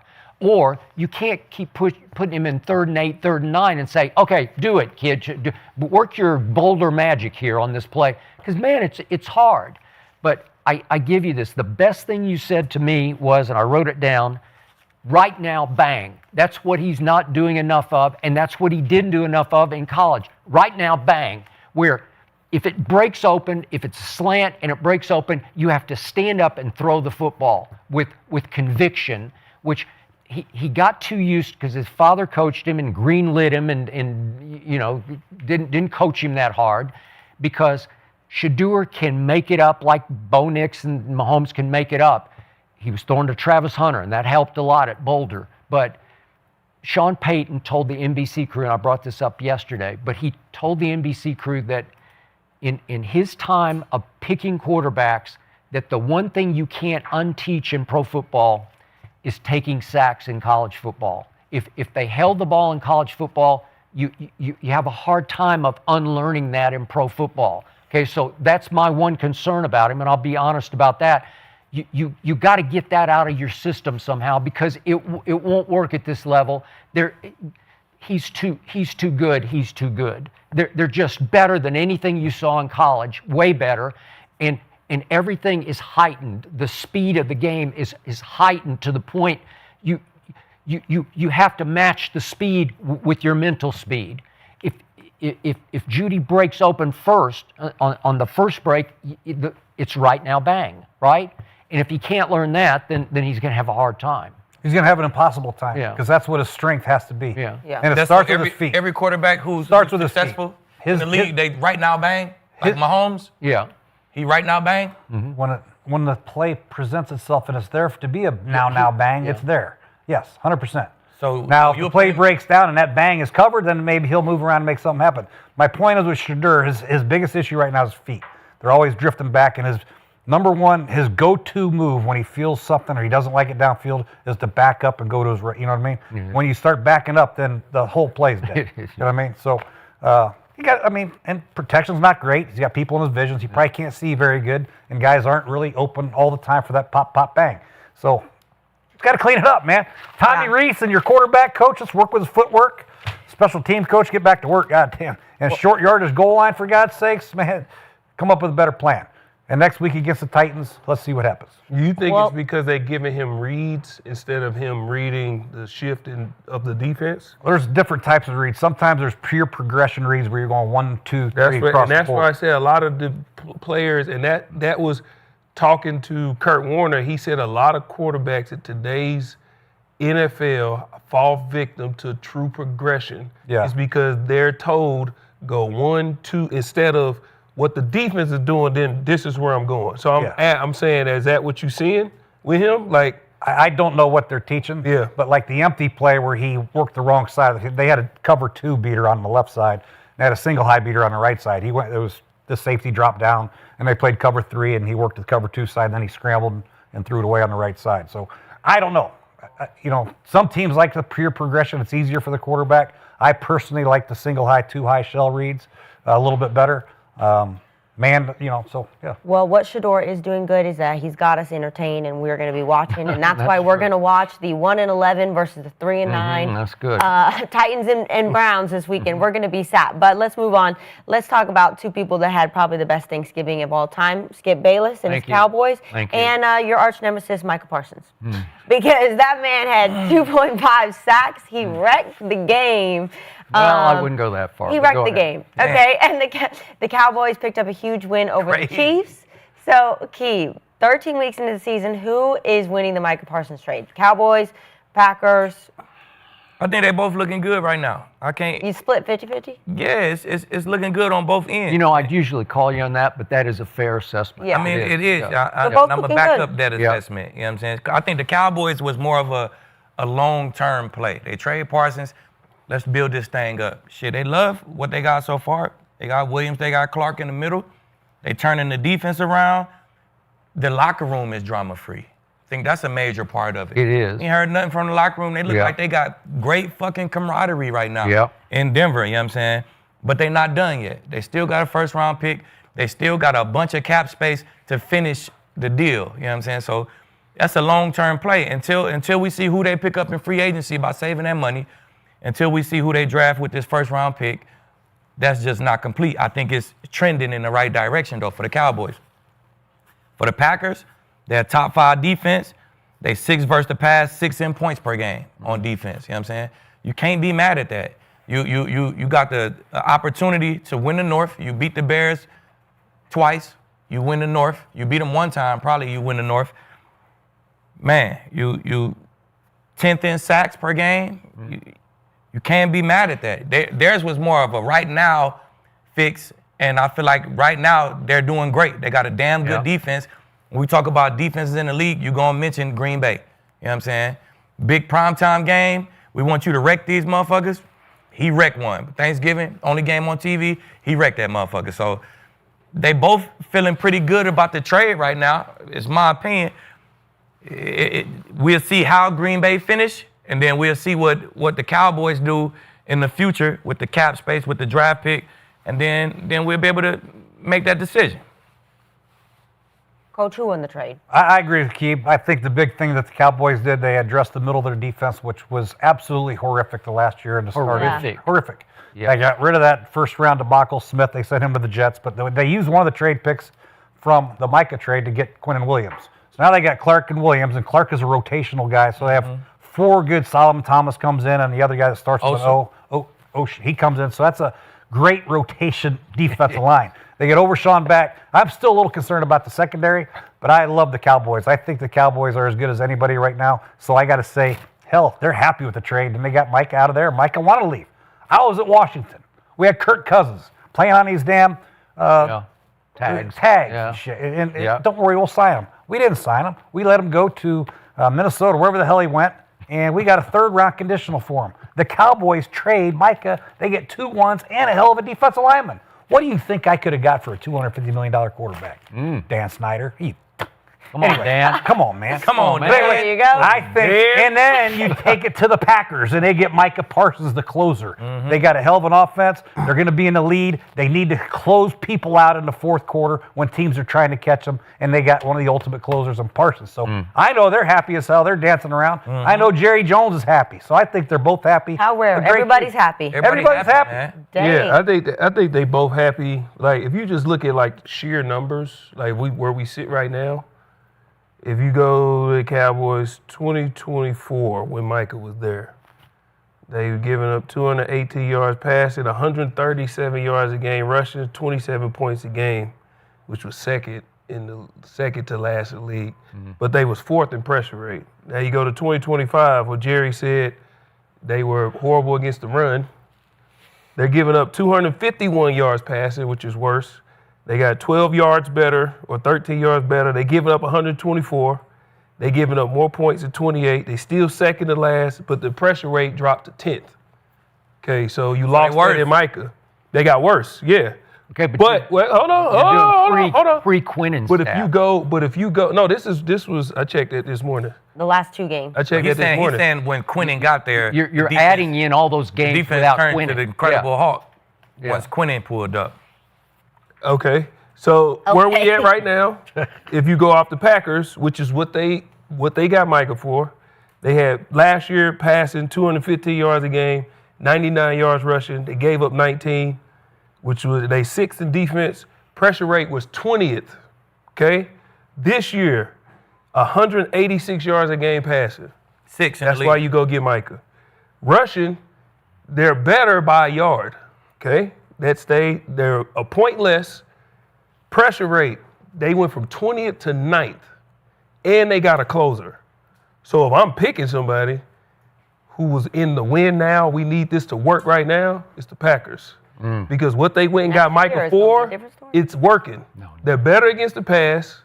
The run is essentially the same but better. They're giving up less points, but the pressure rate, putting pressure on the quarterback, getting him off his spot, is just as important as getting him on the ground because he's not comfortable back there. You have to speed up your operation, all these things, and you got a closer, which is what he did on Thanksgiving. So I'm going with the Packers, although I do believe that the Cowboys, they're working this thing and they're happy, but yeah, the Packers, the Micah trade is working out. I can't believe you said what you just said and you live in Dallas, Texas. I don't know. Just gonna give it to him. He's executive of the year. I'm an analyst. He's the smartest 80-year-old living.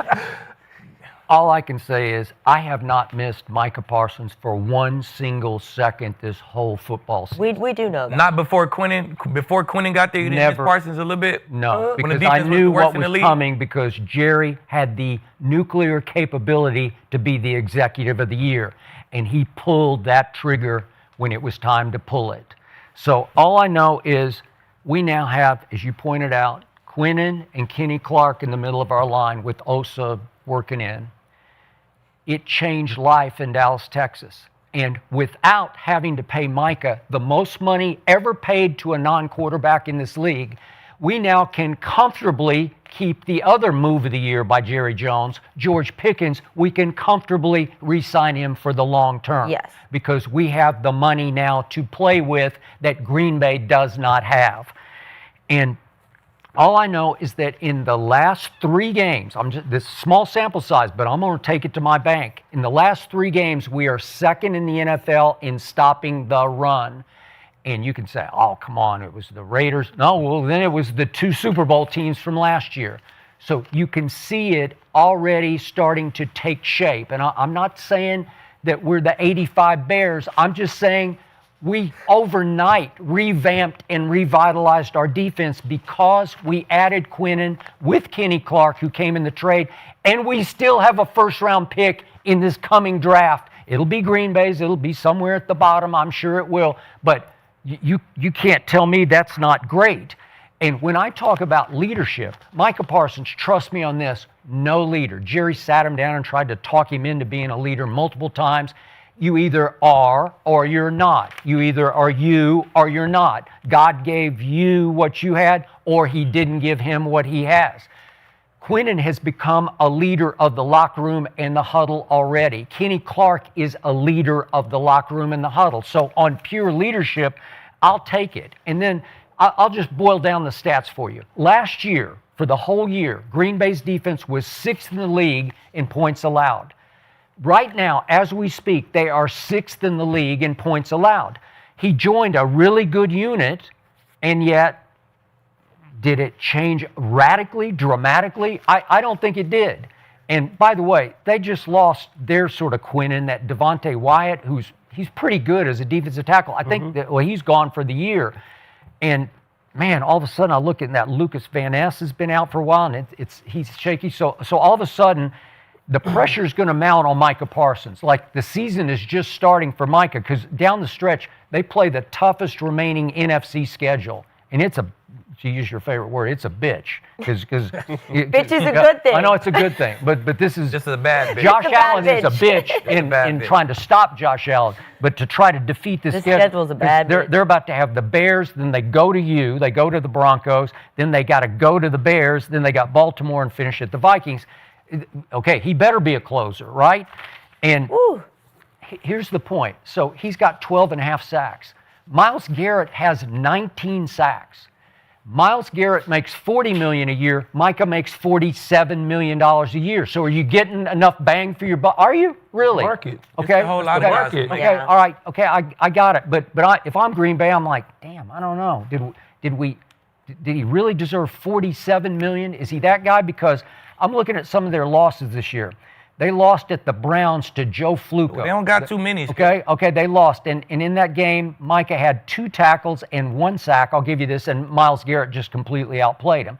Then they lost at home to Carolina, and Carolina has that capability. We know that. But in that game, Micah had 0 sacks and 0 quarterback hits and 0 pressures.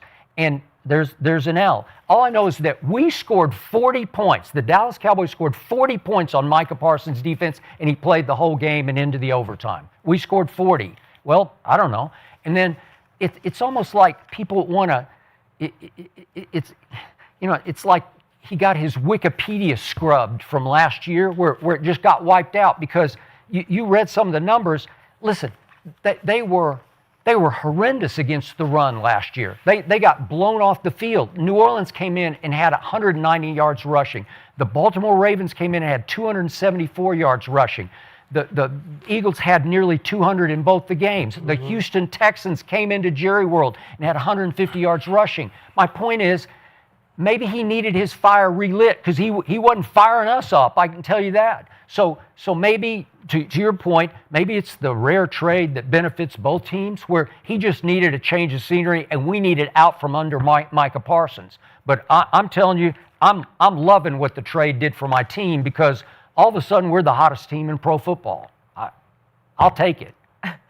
You think you're the hottest team in pro football? In order to get your pass rushers to rush, you have to be able to stop the run a little bit. That's why Mike probably wasn't as effective last year because they had Mozzie Smith and some other slappy in there trying to stop the run. He still has 12.5 sacks. They were Max 4th Crosby in only pressure has rate. 8. The Cowboys were 4th in pressure rate. And we last year. couldn't win a game. Now they're 10th. Yeah. What about when they was in the playoffs for the 3 years prior to last year? Okay, the Green Bay game at Dallas. I'm just talking about just getting there. Okay. First, you got to get there. Don't get him wound up on that. I'm just saying, first you got to get there. I carefully watched 4 playoff games featuring Micah Parsons. He had 1 sack. Featuring Dak and everybody else as well. Okay, Yeah, y'all tied the Green Bay this year, right? It was a tie. We won that game, Who made 40 the to 40. Who made the game-saving sack to keep Dak from running? Game-saving. I know. Don't fire him up It was on that. game-saving. It was game-saving. It was game-saving for sure. It was. I don't care how you got it. Who saved it? Who made the play? He fell across the line of scrimmage. It's not a sack. It's a tackle from behind. I'll give you that. I mean, his knee went down. Tackled him from behind. All right, guys. He wasn't going to score. Edgerrin Cooper was going to blow him up. I just seen him in that same position against the Chiefs. He front flipping that motherfucker scored. Who? Dak. He did the same thing versus the Commanders. Front flipped in that motherfucker scored. First down. Potential MVP. Okay, so Coach, you did mention you're worried about the secondary for Dallas, right? A little bit, yeah. Okay, so the secondary, right now, Diggs is about to come back this week. He just, he's looking like he's going to return for Thursday, but I know the arena's kind of torn on Diggs' actual effect for the Cowboys, so I got to ask. He hasn't played since week 6, right? The Cowboys have gone 4-2 without him in the lineup, including 3 wins in a row. So, Skip, how excited are you to have actually Trayvon Diggs back? I know Akib's going to need a seat belt. I He's going know. to come across after me on this. And I know he knows Trayvon Diggs, and he likes him, and I like You're him too. FaceTiming him. Yeah, Are you FaceTiming right now? No. Nah, not right now. He has, though. See what you going to say first. All right. You're reading and listening intently, right? Of course. Okay. Talented. I'm weirdly not excited about the return of a former Pro Bowl cornerback. Back in 2021, led the NFL in interceptions, had a couple of pick sixes, 22 Pro Bowl. If it was that Trayvon Diggs, I'd be real excited right now, but it's not. In the last 2 years, he's had surgery on each of his knees, and they continue to swell.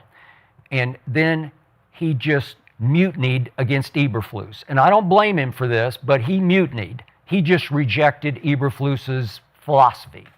I need to play more man. He was a locker room lawyer against Eberflus. And finally, Jerry said, you're just going to go home. And there was some weird incident where he fell at home and had a concussion. And Jerry said on his radio show, well, we can't validate that. We don't have any way to validate exactly what happened there. But Jerry just sent him home for the time on the IR, the 4 weeks. Okay, way to go. So we got a great thing going all of a sudden.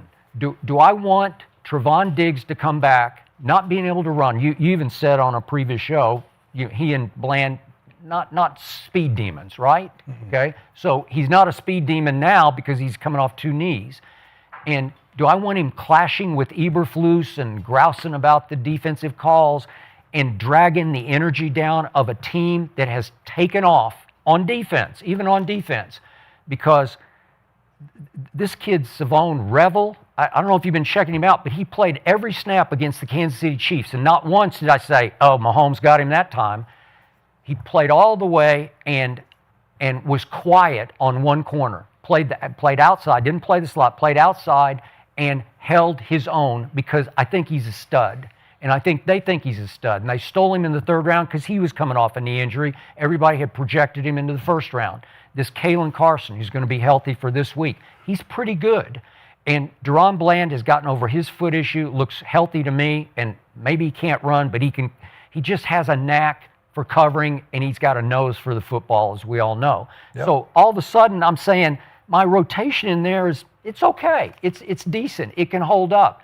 I know you'll say talent is talent, star power is star power, and you got me on that. But unity is unity, and all of a sudden, momentum is momentum, and I'm just not sure how he fits into this. Maybe you play him some, you spot him in, and you let him play some nickel situations. Well, and you'd laugh. He's not a dependent wide receiver, though. What's that? He's not a dependent wide receiver where he's going to come in and mess up the flow of the offense. I don't know. If he's... if he's whispering about the play calls, but he whispered about the play calling, and all of a sudden they stopped doing the cover 2 on 1st down and cover 4 on 1st down, and all of a sudden it's better. So you should be praising him for having enough nuts to go to coach saying, "Coach, your shit suck." Okay. Like we need to do a little bit more of this. I know you haven't been here, Coach, but we can actually play man. You got 5 corners who can play man. You got Bland, me, Chevelle, what's his name? Revel. Yeah. Revel. You got guys who can play him out. You should check out I did check him out. I just seen his 49. He graded 49 in that Chiefs game. Very orange. Okay. Very orange. That's not good. Green, blue, good. Orange, yellow, bad. Very orange. I thought Bronco orange. I just looked at it. I was like very Bronco orange. No, very orange, very PFF orange. You don't want to be orange in PFF. You remember him getting burned one time? Did you say, I mean, he was playing against the Chiefs. The Chiefs, they more intermediate. They more inside. Yeah. They don't really work them outside. So you could be hidden against the Chiefs. Just go get on the outside and get ran deep. We might throw one. We might not. Okay, when I watched Diggs in those first few games, he just doesn't move the way he used to. He was hurt, Skip. Okay, I got it. Well, do you think he's 1,000% healthy right now? You fucking right. He took a lot of time. He took 5 weeks, 6 weeks. All rehab. He been at the facility every day. He's a football player. He was a wide receiver. They got switched the corner. He's a football player. You talking about a corner who got 20 picks? You know what I'm saying? Picks translate to wins. I tried to find the exact numbers, like how many games the Cowboys lost when he got a pick? It was giving me mixed stuff, but it said like one said 2 games they lost, one said 3. Okay. How many games have they won when he got a pick? One said 16, 17, 18. But you see, interceptions translate to wins, Skip. Okay, is his heart going to be in this? You don't Yeah, think he's a professional football. He's an all-pro. He's a Pro Bowler, Skip. You playing with a real professional, Skip.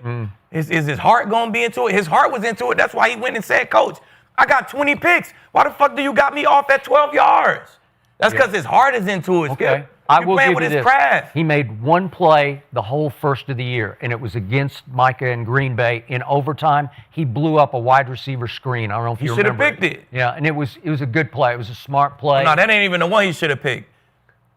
That was just a great play. It was another one. Man, Skip, you playing with So Diggs. Skip, do you think playing with him. do you think that he's a good football player? Yeah, he used to be. Do you think he's a competitor? I don't know about that. I'm not sure. You don't know if a guy with 20 picks is a competitor? Yeah. He only been playing for 6 years. He got 20 picks. You know how you know a person's pedigree like that? Was he not a wide receiver at Alabama? Corner. He went as a wide receiver, and then he they got flipped drafted him. as a what? A corner, because He he's a did. football player. He's a competitor. Y'all, okay, I'm not working over here. I'm going to go over here and I'm going to be the best on this side. Okay, I do like Now the fact his big brother is a really good football But now, player. but now he's in the league, and you said y'all got momentum. This defense is riding high. Get just- better. You don't think he won't be a part of that? just don't You don't know. think he better he than gonna come in and mess that Ravel? up? Yeah.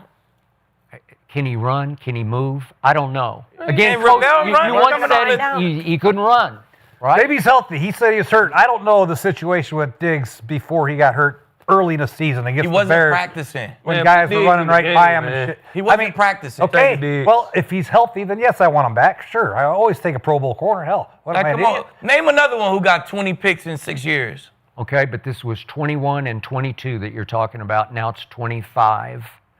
2 surgeries, big surgery on each of his knees. The guy who you saying should start just fresh off of surgery too. He was, but boy, he looked. When I watch him, he moves. What you see him doing? Chasing runoff routes? That's all he doing. Why Chase wouldn't Hollywood downfield all damn day. Yeah, why wouldn't you want Diggs, but you want Ravel? Or Rebel, what's his name? Revel. Carson, Rebel. Rebel. Yeah, if Diggs is Yeah, there's healthy, only they're gonna 3 corners in that They in just that gotta conversation. have a- right How now. don't you want that, Kenzie? I want that. He one of 3 guys.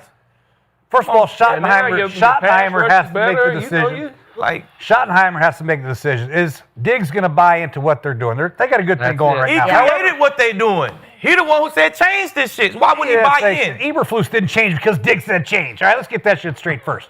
Eberflus is not going to change the game plan because, oh my God, Diggs wants me to play more man. It ain't I just play Diggs. man-to-man. Diggs was the spokesman. You know Come what on, I'm saying? man. Diggs was You the guys one who are- went up there and you said, guys are hey, giving coach, players too the much credit guys. about changing offenses and defense. That ain't shit going to happen. It don't take the whole team to go in Eberflus' office. It just takes the guys, one of the leaders got to go up there and speak for the guys. And play more man. That's what you wanted? That's what all of them wanted. That's what they doing. That's why they man against better. Chicago, the Dunze's still running touchdowns. Anyway, They was playing a lot of zone in Chicago. 19% man, 19.8% man, 80.2% zone. it takes more than one person to play man. You guys understand that? You have to have a linebacker cover a back. Who's their Overshown, linebacker? we got Kenneth him. Murray. Now you got him. That makes feel a big me? difference. Yeah. Now you got him. You have to get some pressure. Now you got a little pressure up the middle. got a little pressure. Fowler and Clowney are doing a lot better getting pressure. So now you can play more. Overshown ain't covering this running back. I don't know. This guy can run. He's long too. Overshown. He not covering. Overshown can guard any running covering back. Gibbs, Damn. man. It's Yeah. gonna be tough for him, but What? you seen the linebacker help him Man, he inside, he be all right. He here and get him low and then run. Man, come on, man. I like Overshown, but I'm just saying Gibbs. But he makes a big difference. He's I'm a actually- sideline to sideline runner. Yeah. I'm actually shocked. The chat is 50-50 split on if they're excited to have Diggs back. I'm shocked on that. I thought they. Man, if you start a game and you got Trayvon Diggs healthy, Revel healthy, and you start Revel, hey, It's on you. You a man. hey, It's on hey, you. you ain't a very good coach. That's some Trevon man Diggs stuff. starts this game Thursday night, and this is my game of the year. And I see him chasing Jameson half the night. Then it's on you, all right? It's on me. I'm gonna come in here and say it's your fault. Right, it's on me. Let's talk He about gonna the, get in. If he get in, he gonna make a great. He gonna make a great play, Skip. I promise you that. Let Diggs call the defense, man. Let's play man. We didn't say that. Look at Eberflus. We're not even going to look at Eberflus. Look at Diggs for the let Diggs coordinate. Let's play like man-to-man. Let's play cover 2, over cover 2. It ain't hard to What do you want, coordinate. Diggs? What do you want to play here? It ain't hard to coordinate. Quarter, half. It ain't hard to coordinate when Quinnen get pressure every fucking play. Shit. We could play whatever. Diggs went in To be there, honest. change the defense. We didn't say that. We said he was the spokesman for the guys and said we need to play more man coverage, coach. Yeah. Because Tampa 2 on first down is saying it. That's like the equipment manager coming up telling me what play to run. I don't The give equipment man, that's how you value them. That's a good idea, man. The Thanks. equipment manager, Go back the to work. same in Gruden's eyes. Okay, let's talk about Thursday's game, okay? Skip, that shit wasn't that damn funny, Skip. It was. That shit wasn't funny at all, honestly. Yeah. Okay, Thursday we got a big game for the Lions and the Cowboys. Okay, the Cowboys are going to Detroit, and this game is insanely important for both teams. Okay, we got playoff implications for both teams. So Skip, how huge is this matchup? Who do you have? I need everything. Score Need it all. prediction. Okay, this is it. Make it or break it. This is our toughest remaining game by far, and I believe we can beat the Chargers and the Vikings at home, and I believe we This can is go it. beat your former team in Washington and beat Jackson Dart at Giants if we need to finish winning out. I'm looking at two teams who are going different directions, opposite directions. I'm looking at Lions who have lost 4 of their last 7 games. I'm looking at Lions, and I do like Dan Campbell and respect him, but that was a desperation move that he made, yanking play calling out from under John Morton. And I said, I first guessed it at that time. It was a panic button move, and it changed the face of that team. It took him out of what he does best, which is commanding officer, tone setter. And when I see him over there and his glasses peering down at his play sheet, it just looks different, and I think they feel different. And they've had some serious, crucial injuries, some crucial players they've lost. And my team has ignited. We just talked about it. It has transformed kind of overnight during the bye week. It's the Q factor. And my 2 receivers, I've been doing this a long time, longer than you guys have. And I've never seen a more dynamic duo of receivers. And I saw Swan and Stallworth, and I saw Randy Moss and my friend Chris Carter. I know what that looks like. I've seen Chase and T. Higgins. This just looks different to me because you have 2 superstar receivers who feed off each other. They seem to love each other and vibe off each other. And can you top this off each other? So Detroit had 2. But they don't. It sounds like It's Amon day-to-day Ra. right Yeah, now. but he says he wants to play. But it's pretty certain he's not going to be able to He go. hasn't practiced in 2 days. Hasn't practiced. So I'm going to guess he's not going to go. And it's his ankle. Yeah, and it's his ankle. His and sprained and ankle. Laporta is gone. So they're just down some key players. While, that you mentioned it, Jameer he's scary, man. Yeah. And so is Jameson. But I think my defense. Maybe it's because of Trevon Diggs' return. Maybe that'll change life in Dallas. But the point is, can we hold them even in their building to 27? I think we can. Can we go up there indoors and score 32? I just believe we can because we are cooking on offense. Dak is the MVP right now, especially if they win out. I think he can win it. I think he can steal it back from Drake May. So I feel very strongly about our chances of going up there and winning what is a must-win game for us and a will-win game for us, 32-27. 32-27, man. Hey, What do you got, Lee? I just with Arnold out, concussion protocol. Looking at PFF, man. Watch out. This ought to be good. Yeah. A lot of orange. Come on, coach. Man, get on your ass in a minute. With Arnold Arnold out with the concussion protocol. Kevin Joseph out. Yep. You don't want to have 2 of your starting DBs, starting members of your secondary out versus this past game. So Eggnog. I don't like that right there. That's bad news right there. So Branch is a player. He's a football Branch player. is there. Yeah. You know what I'm saying? That's Joseph that's out. Yeah. Yeah, it's Kerry Joseph. Yep. I just don't like that. It's going to be tough to stop them guys with your number 1 corner and your free safety out. You know what I'm saying? You need him to go help on that back end to be able to patrol that back end. So I don't like it, man. Then you put St. Brown out. Hey, man, it's going to be tough. They get good pressure. That's what you got to do against Goff. You got to get pressure right in his face. That's where their pressure coming from, right in his face. So man, it's gonna be tough for the Lions to win this game, even at home, even indoors. So I'm riding with the Cowboys too, man. 27-20, must win for them. I think they come out with some You got juice. Detroit scoring only 20. Wow. Yeah, without St. Brown, you were just a different team. I mean, Jameis was the number one receiver. He played pretty good as the number one receiver, like on the fly. But St. Brown shit rolled this way. That's the high ankle way. They're saying it's a low ankle, but I don't see how you get a low ankle sprain when you roll it this way. That's a high ankle sprain roll. I got you. So I doubt he plays. Even if he plays, Laporta ain't gonna in there. affect him. Your center gone. They tried to get Ragnow back, and he hurt. He's hurt. Like, how you hurt and you've been on the couch for months? That's why he hurt. And why they didn't do a Why is physical that before how could you announcing sprain it? his hamstring on the couch for months? without stretching. Like, God damn. I thought that was going to be some nice reinforcements. Hey, let that be a lesson to all y'all that be at home saying, oh, I can do that, this and that. Man, this is an all-pro center. Got up and came back and got hurt. Man, y'all can't. There you go. Like, golly. So Come on, Coach, pick the Lions. We need some The one thing I've learned about the Cowboys over the last 25, 30 years, Skip, is they kind of tease you. They build you up, and then all of a sudden they just let you down. Right? Don't they? I think Skip knows that. Yeah, they Don't do. they? Right now, they got you built That's up in a their big MO way, for man. sure. I mean, Skip is excited. He's doing TikToks. He's doing all these videos with his cowboy jerseys on. Look at us now. We got Quentin Williams. We got George Pickens. And then they're going to lay an egg. But I don't think they are this week. I really do. I think what you said earlier is the teams are going in different directions. I think there is a lot of negativity going out to Dan Campbell calling plays. He's calling plays. Let me take over the play sheet. Okay, I got Amonder St. Brown and Laporta and Glasgow. Oh, no, they're not. You want to call plays again? Shit. This is going to be the ultimate test, though, for the trade that we made, or the Cowboys made for Quentin Williams and Kenny Clark in the rotation. The power running game of Detroit. Jahmyr Gibbs and David Montgomery. They're going to have to pound the ball. And if the Cowboys can stop that against the Lions, I'm looking at the Cowboys winning out as well, because this will be a test. If they can't stop Jahmyr Gibbs and Montgomery and they lose a game, they're done, right? So it's a must win for them. So, strength versus strength.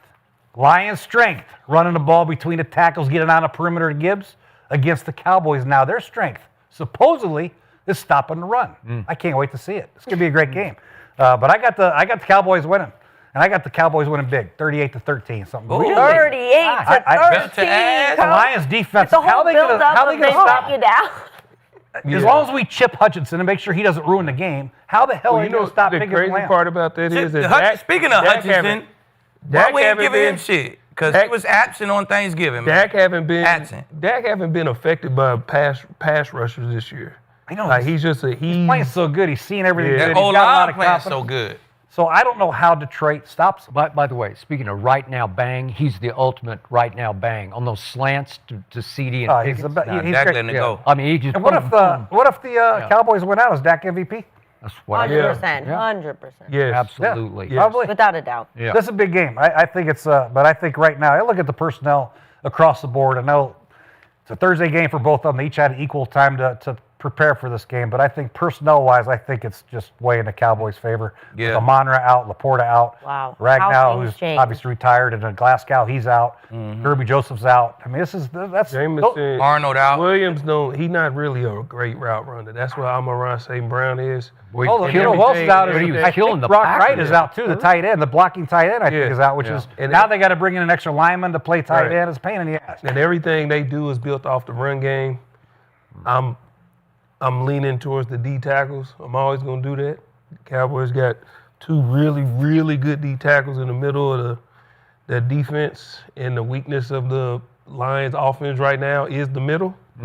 So I'm going Cowboys as well because, man, Jared Goff, he needs the run game to be effective.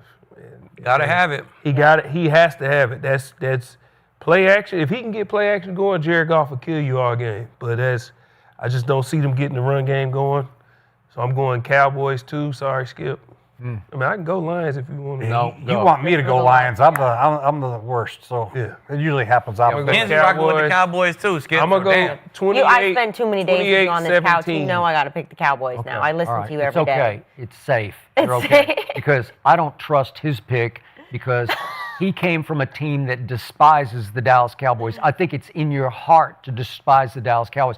I think you're setting me up for a big fall on Thursday night because you're going 38-13. Were right? you thinking about Skip on your pick? Just trying to. Nah, he just saying his feelings. He was grooming what he you, thinks. because we don't want you to be What up he here honestly and then thinks. they go out Professional and. pick. My heart says, let's go Lions. Beat the shit out of the Cowboys. You know what I mean? I mean, the Cowboys are 2-4 on That's the road. my heart. So, I mean, it can my happen. brain, which is I'm still pretty. By the way, smart. I think my Cowboys against you were like 10-3 or something like that. Go to ass. I Skip, think it was. Skip, don't ever say I can't handle no receivers. Skip, look at my resume. Oh, so you slept on Check that my last resume, night, just though. coming back on something I Yeah. said You ain't yesterday. check my resume though, Skip. were you My having follow trouble game. Thinking about that. Like, Okay, my I resume just is. think if you had either of those guys solo for a whole game, you'd have a long, hard afternoon. Skip, I done guarded Megatron. I know left to who right. you've guarded. I always He had to tell guard you. who? I done guarded Randy Pickens Moss and left to Edie. right. No, either Skip. one of them. The duel. Skip, I done guarded Pick your Andre poison. Johnson left to right. Okay, I got you, but you see what these two young. Them Hall of Famers, Larry Fitzgerald left to right. Skip. Okay. Chat can. All right. can Come on, Keem- man. What do I always can tell you? Keem You're a top 5 guard corner to me. Pickens Come on, and Skip. But Edie, you the weren't on the duo. all-decade We got a little team, fight trash. going on. Okay. That's because I'm off the field, man. Okay. I No. ain't entertaining Coach today. You know, I'm gonna let Coach make it. I ain't. Have I Man, ain't you can't ever talk to me seen- unless you're on the I ain't fucking all-decade Coach team. Have you ever seen a more dynamic duo than these two? I've seen something that's Man, equivalent to crazy it. duos, man. Okay, but show me one. Show me. Like Jamar and T, they right there with him. Okay, but T. Higgins isn't equal to either one of these guys. Yeah, yes, he is. No, he's not. Yes, he is. Oh, T stop up there. it. T right up there. He's I not with remember, George Pickens and CD. What's my man in Atlanta? Shit, like a Moss and Edelman, they up there. Julio? Like, come on, man. No, Moss not and Julio, Welker. the other one. Like- They had both Pro Bowl wide receivers at a time. Shoot, I'm taking Julio for both of them, first off. All right, the whole Julio arena and is- Roddy? The whole arena is Yeah. riding Hey, with. speaking of Julio Julio and and Roddy, Roddy, I got a game where I strapped Julio and Roddy same game. Julio and Roddy did, White? I remember. Follow Julio. Yo, He you played tap out. against Go to Roddy. Strap him. Yeah, I know Julio very and well. Roddy White? 5 pass Shoot. breakups in the pick and the game winning pass. Man, Skip, I watched Stop it. playing with my resume. Okay, Skip. I didn't play well. I tell you, you're a top 5 corner. I'm just saying, I have never seen anything like these two. And we still got a long way to go, and I need to see them in a playoff game. Never's a long time, Skip, but they are pretty damn good. Okay, they're George good. Pickens has really impressed me this year. Hey, he yeah, is he the truth. emerged. They the as- truth, though. I like. mean, I he love is them. emerged as a true Yeah. blue number one, right? They have two number Yeah, ones, two which number is ones.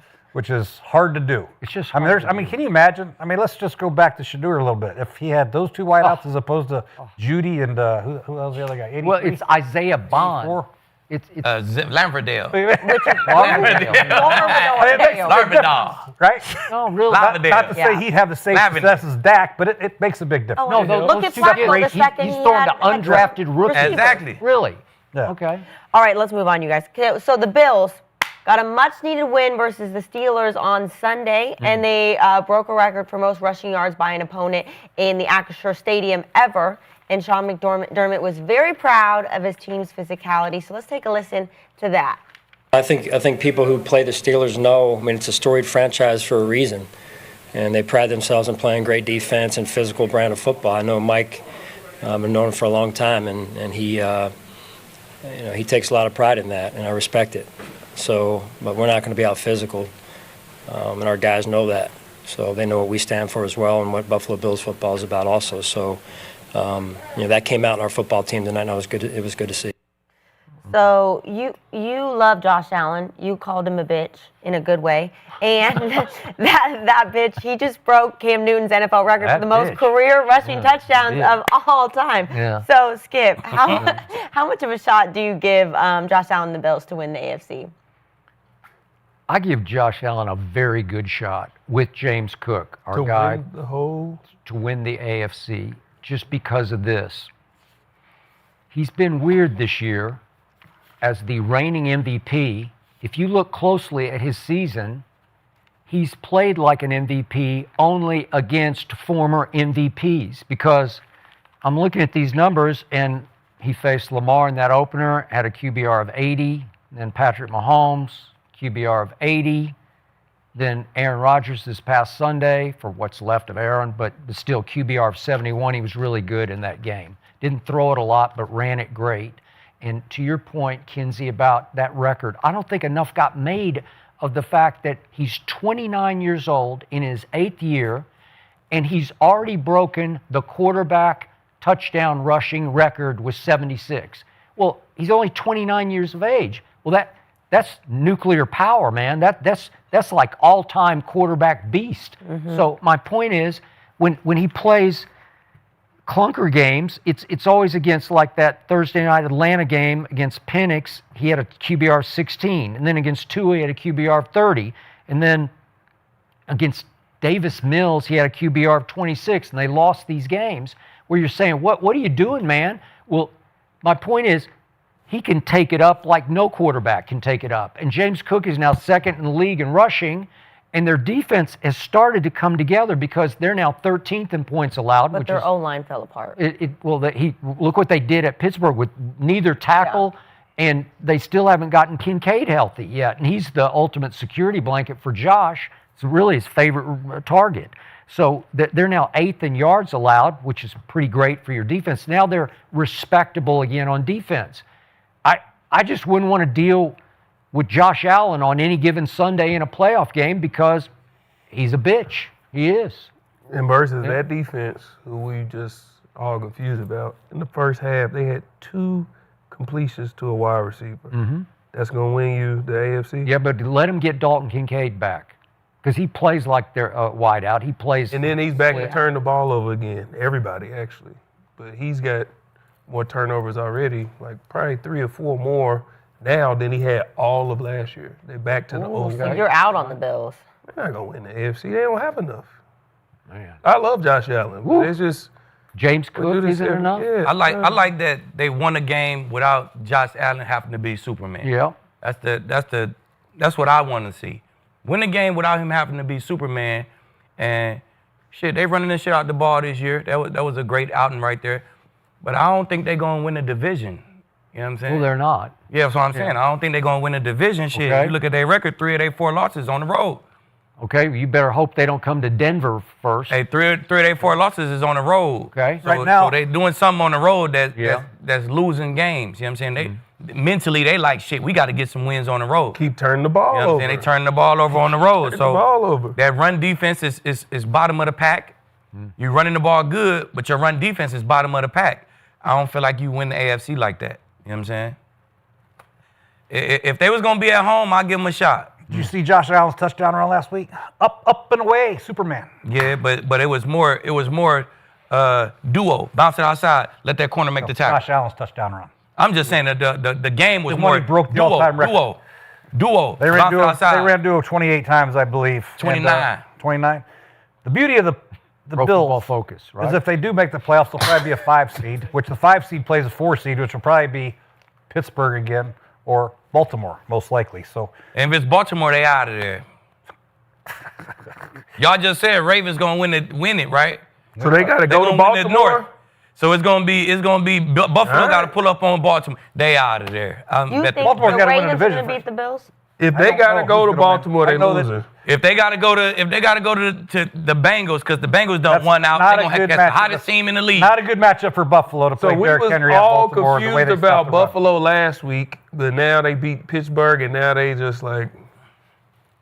I've never been confused about Buffalo. I've always given them a chance because of the quarterback. Always. I don't give a damn who we're playing, where we're playing them, when we're playing them. I give them a chance to win every time that sumbitch walks out of the field. No, I do too. You fight hard for Josh Allen. Seriously. Seriously. I think Josh Allen. I do the is same with phenomenal. Lamar, It's the stuff Chiefs, around. everything Josh, to that extent. You could say that about a whole lot of people. You know what I'm saying? Dak, everything else around Josh Eagles. Allen. We can keep going on and on about teams. I give them a chance every time they. Josh you don't Allen give the Eagles is a Josh chance every Allen. time they touch the field. Oh, I'm talking about the quarterback. I'm talking about period. The Eagles period. Every time they touch the field, shit, they might win this motherfucker, right? You do that about everybody, bro. I'm talking about the quarterback. So you don't do that about Jalen Hurts and his team? No, I don't do that about Jalen Hurts. Like, oh, here's Jalen Hurts. Oh, my God, we're going to. But when Josh Allen walks out on the field, No it's matter just who his different. team It's just is, different. right? It is. I get just it's like when Joe No matter who Burrow his walk team on the is. field. And then when the Joe way Burrow Buffalo- walk on the field, you know, like, all right. Yeah, Yeah, it looking doesn't at matter. him. But what who is team he You're it watching throwing him in to? pregame warm up, you know what I mean? Instead of But who doing is- your own thing, you're kind of Who peeking is over Joe his shoulder. Burrow Yeah. throwing to? That's what I'm saying. Like Yeah. Josh Allen is great, but it's the He stuff doesn't have the around him. wideouts, He don't yeah. have enough. They really need some wideouts. I'm sorry. They don't have a coach. It's not Trade Josh for him. Allen. It's I got it. everything The else. run defense isn't very good. They don't have a very good receiving core. I'm They were just telling supposed you, to in get a Waddle at the 60-minute trade game, deadline. That would if have you're been playing huge. Josh Allen, I mean, he's proven it. I mean, they're 8 and what are they? 8 and 4. Yeah. They've lost 4 games out of 12. 3 on the road. Keith, Don't right forget that. now, would you rather have Josh Allen or Patrick Mahomes? I'm taking Patty. Patty? Well, Yeah, I saw Patty stink it up against you right now? guys. Yeah. I'm taking Josh Allen. Josh Allen, he I'm beat taking him. Patrick He beat him Mahomes head to right head. now. Patrick stunk Patrick, the ball. he ain't stink it up against the Cowboys. Well, we won. All I know. Hey, without I'm saying, Stephon Diggs. he came we against won. the Cowboys through like 4 touchdowns. Shit. I'll take either one and I'll be off this couch. I'm taking Patrick Mahomes. I promise you that right now. All right, It's safer on this couch. Trust me. Yeah. I want to be able to get to one more topic. So we have, we got to talk about the Panthers beating the Rams. Okay, so the Panthers shockingly beat the Rams and now find themselves 1 game back from the Bucks in the loss column in the NFC South. So let's take a look at their remaining schedules. We got the Bucks and the Panthers and their remaining schedules. Okay. Saints, Bucks, Seahawks, Bucks. Okay, Falcons, Panthers, Dolphins, Panthers. Who's going to win this division? It's kind of up in the air right now. Gerald, do you see Baker and the Bucks holding off the Panthers to win the AFC South? Yeah, we can hold them off. It's gonna be tough though, cause You're still holding on to Carolina. Yeah, I mean, it's just what I do. But Carolina, coming from the Bucks boy, he yeah, is Carolina. biased. They beat the Cowboys at home.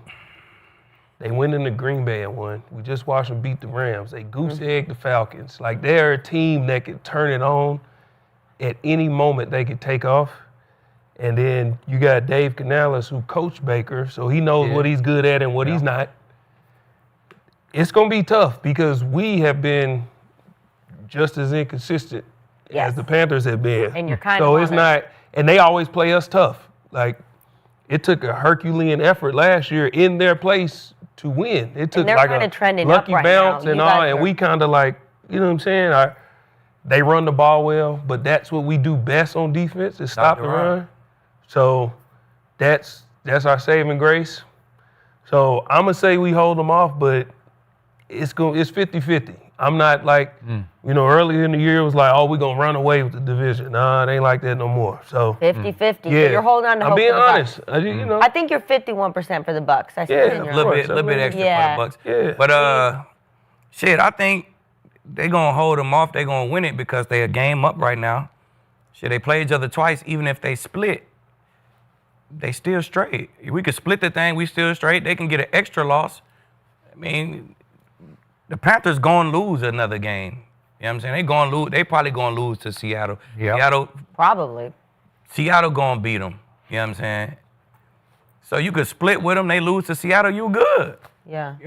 I don't really see it. Even if they don't lose to Seattle when you split with them, you still good because y'all gonna have the same division. You just gonna be ranked above them. You're gonna be higher than them. You know what I'm saying? So, Yeah, and the Bucks got to eat. you need them. You almost need you almost need the Bucks to. You got to beat them twice. Bucks are easy. We saying they just they got to eat Seattle. schedule like so. Panthers, But we can't say they just gonna beat Seattle. We just seen them beat the Rams. That's what I'm saying. It ain't like a gimme. That's all. That's But ain't none of them a gimme. That's what I'm saying. We seen them beat the Rams, and that's why I'm nervous. It's not like I'm with you. Yeah. But because we've seen what they went into Green Bay and won. Yeah, they The did. Rams came to them and they beat them. So Seattle got to come to them. They ain't got to go to Seattle. G just trying to do his reverse. I'm not. Talk him up, and let him, you know what I'm saying, fall. The kind of like what you did with the Lions. Nah, if that was me, I'd be like, yeah, we gonna win. Y'all take it. But that ain't. I don't think they built to run the table, beat the Bucks. I just don't think they, like you said, they've been like this all year. So that's who you is, bro. You're gonna be like this all year. You're gonna drop one to the Bucks, one to Seattle. Simple as that. Keith has the Bucks. Bucks gonna hold them off. And I told y'all, Baker a fucking dog. He ain't finna let no damn Panthers. whatever he got in his shoulder, no ligament damage, no nothing. He gonna fucking play. And he played like I said he was, because he a dog. He played pretty well. Yeah. Coach? You know, this Bryce Young guy, speaking up and down. You know, last year, his rookie year, everybody's like, this guy looks like a high school quarter. He can't play. You stick with him. You bench him. Andy Dalton comes in. You let him play a little bit more. You just watch him grow. So all you people out there who expect these young quarterbacks to just flourish right away, just look at Bryce Young's numbers. You know what I mean? Hats off to him for sticking with it despite getting benched. He stuck with it. And he has been pretty damn good. I mean, right? And he just doesn't look the part, though, does he? He looks little, and he can barely see, and then all of a sudden there's a bomb to McMillan for touchdown. Like, how the hell did that happen? Fourth down. On fourth down. How the hell did that happen? Yeah. You know what I mean? Buccaneers, though, they got a guy on an exercise bike right now, hadn't played in a while. He's like winking, I'll be back. That's Mike Evans, right? He's coming back right on his way. And the addition of Bucky Irving, I think, makes a world of difference. This Godwin guy's too. CG back too. Godwin too. McMillan might come back. I mean, this team is getting healthy. They're getting the big guns back at the right time. I love Tampa. Now, I just think they got to manufacture some pass rush. You know, Reddick's got to play better. Yeah. My guy from Louisville, he's got to play better. We ain't got it, Coach. We got to get it. We ain't Todd Bowles, I know, can dial up the cover zeros, and but we got to get a four-man rush. Keep knocking out that goddamn run. Yeah. You'll be just fine. But somewhere, somehow, somebody's got it. Somebody's got to As rush long as past. Vita Vea in there stopping that run. Did you go in on just third fine. down, sub in there on third down? Heck yeah. Yeah. Third Don't date? pull a hamstring. Call up Gerald, Todd Bowles. It's been a while. I work out nonstop. The front of his leg, not the back. It's the front. I work out nonstop. Izzy, I ain't fast enough to pull no hamstring. You be the first stand-up three technique ever. All right. Coach is riding with the Bucks. Skip, who do you got? To your point, Carolina is scary, unpredictably good because they just beat the Rams. And they went to Green Bay and won, and they crushed Atlanta when Atlanta was kind of flying high. They beat them 30-0. It was in Carolina.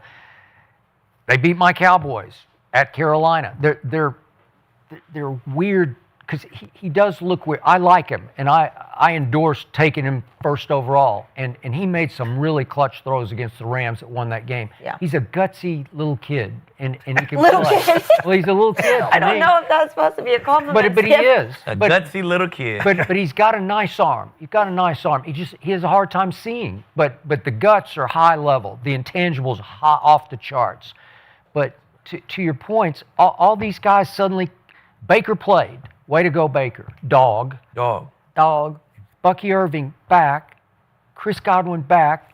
Mike Evans nearly back. Could be back Sunday. I'm good, man. Jamel Dean came back. I like Dean Jamel back. Dean. Look, okay. hey. All right. And now you're Training good up. because this is an easy closing schedule except for 2 games against Carolina. If you tell me Carolina beats them twice, you got me. But I don't think Yeah. Carolina's going to beat them twice. Me neither. It'll be a split, and they'll lose to Seattle, and 11-6 for the Bucks to 9-8 for the Panthers. End of story. Dang. So you're actually the Bucks fans. They rolled with the Bucks, and Yeah. you were the one that was kind of split. I mean, I picked this, but I'm Reverse just being, psychology. I'm All being right. realistic. It is. I do have to psychology. settle an argument, though, because you know I love settling arguments with the chat. So I said, would Prime Akeem shut down CD and Pickens? Majority of the chat, hell yeah. Hell yeah. Yeah. Leave we talking about, man. It's Lieb. Let me pick one person to come with me. Wow. I pick one guy come with me. We pull up. We'll shut that shit down. Okay, who you Take a picking? dig? What? Nigga, young Chris Harris. Come on, I'm gonna get my youngin. I'm gonna bring my youngin with me, man. Me and Chris, we shutting shit down. Ask about it. We shut a lot of shit down. Yeah, I think you need TJ Ward behind you, though, to We shut them down. might bring Stu and Bud with us too. Yeah, okay. Stu For all and them Bud. slants and shit. We gonna settle. We gonna settle. Bam. We gonna settle all them slants and shit. Right now, bang. Completion. Leaves like, I can't, I'm playing my Hey, ass see, our off. safeties don't come hit at your head neither. Yeah. They come flock knees. They do. They come flock knees. They putting hands all on them boys. He would. I like us though, man. You know, chat know what time it is. What's up, chat? Love that shit. All right, guys, that'll do it for another episode of Gridiron presented by Underdog here in the arena, and we will see you guys back here on Friday. Woo!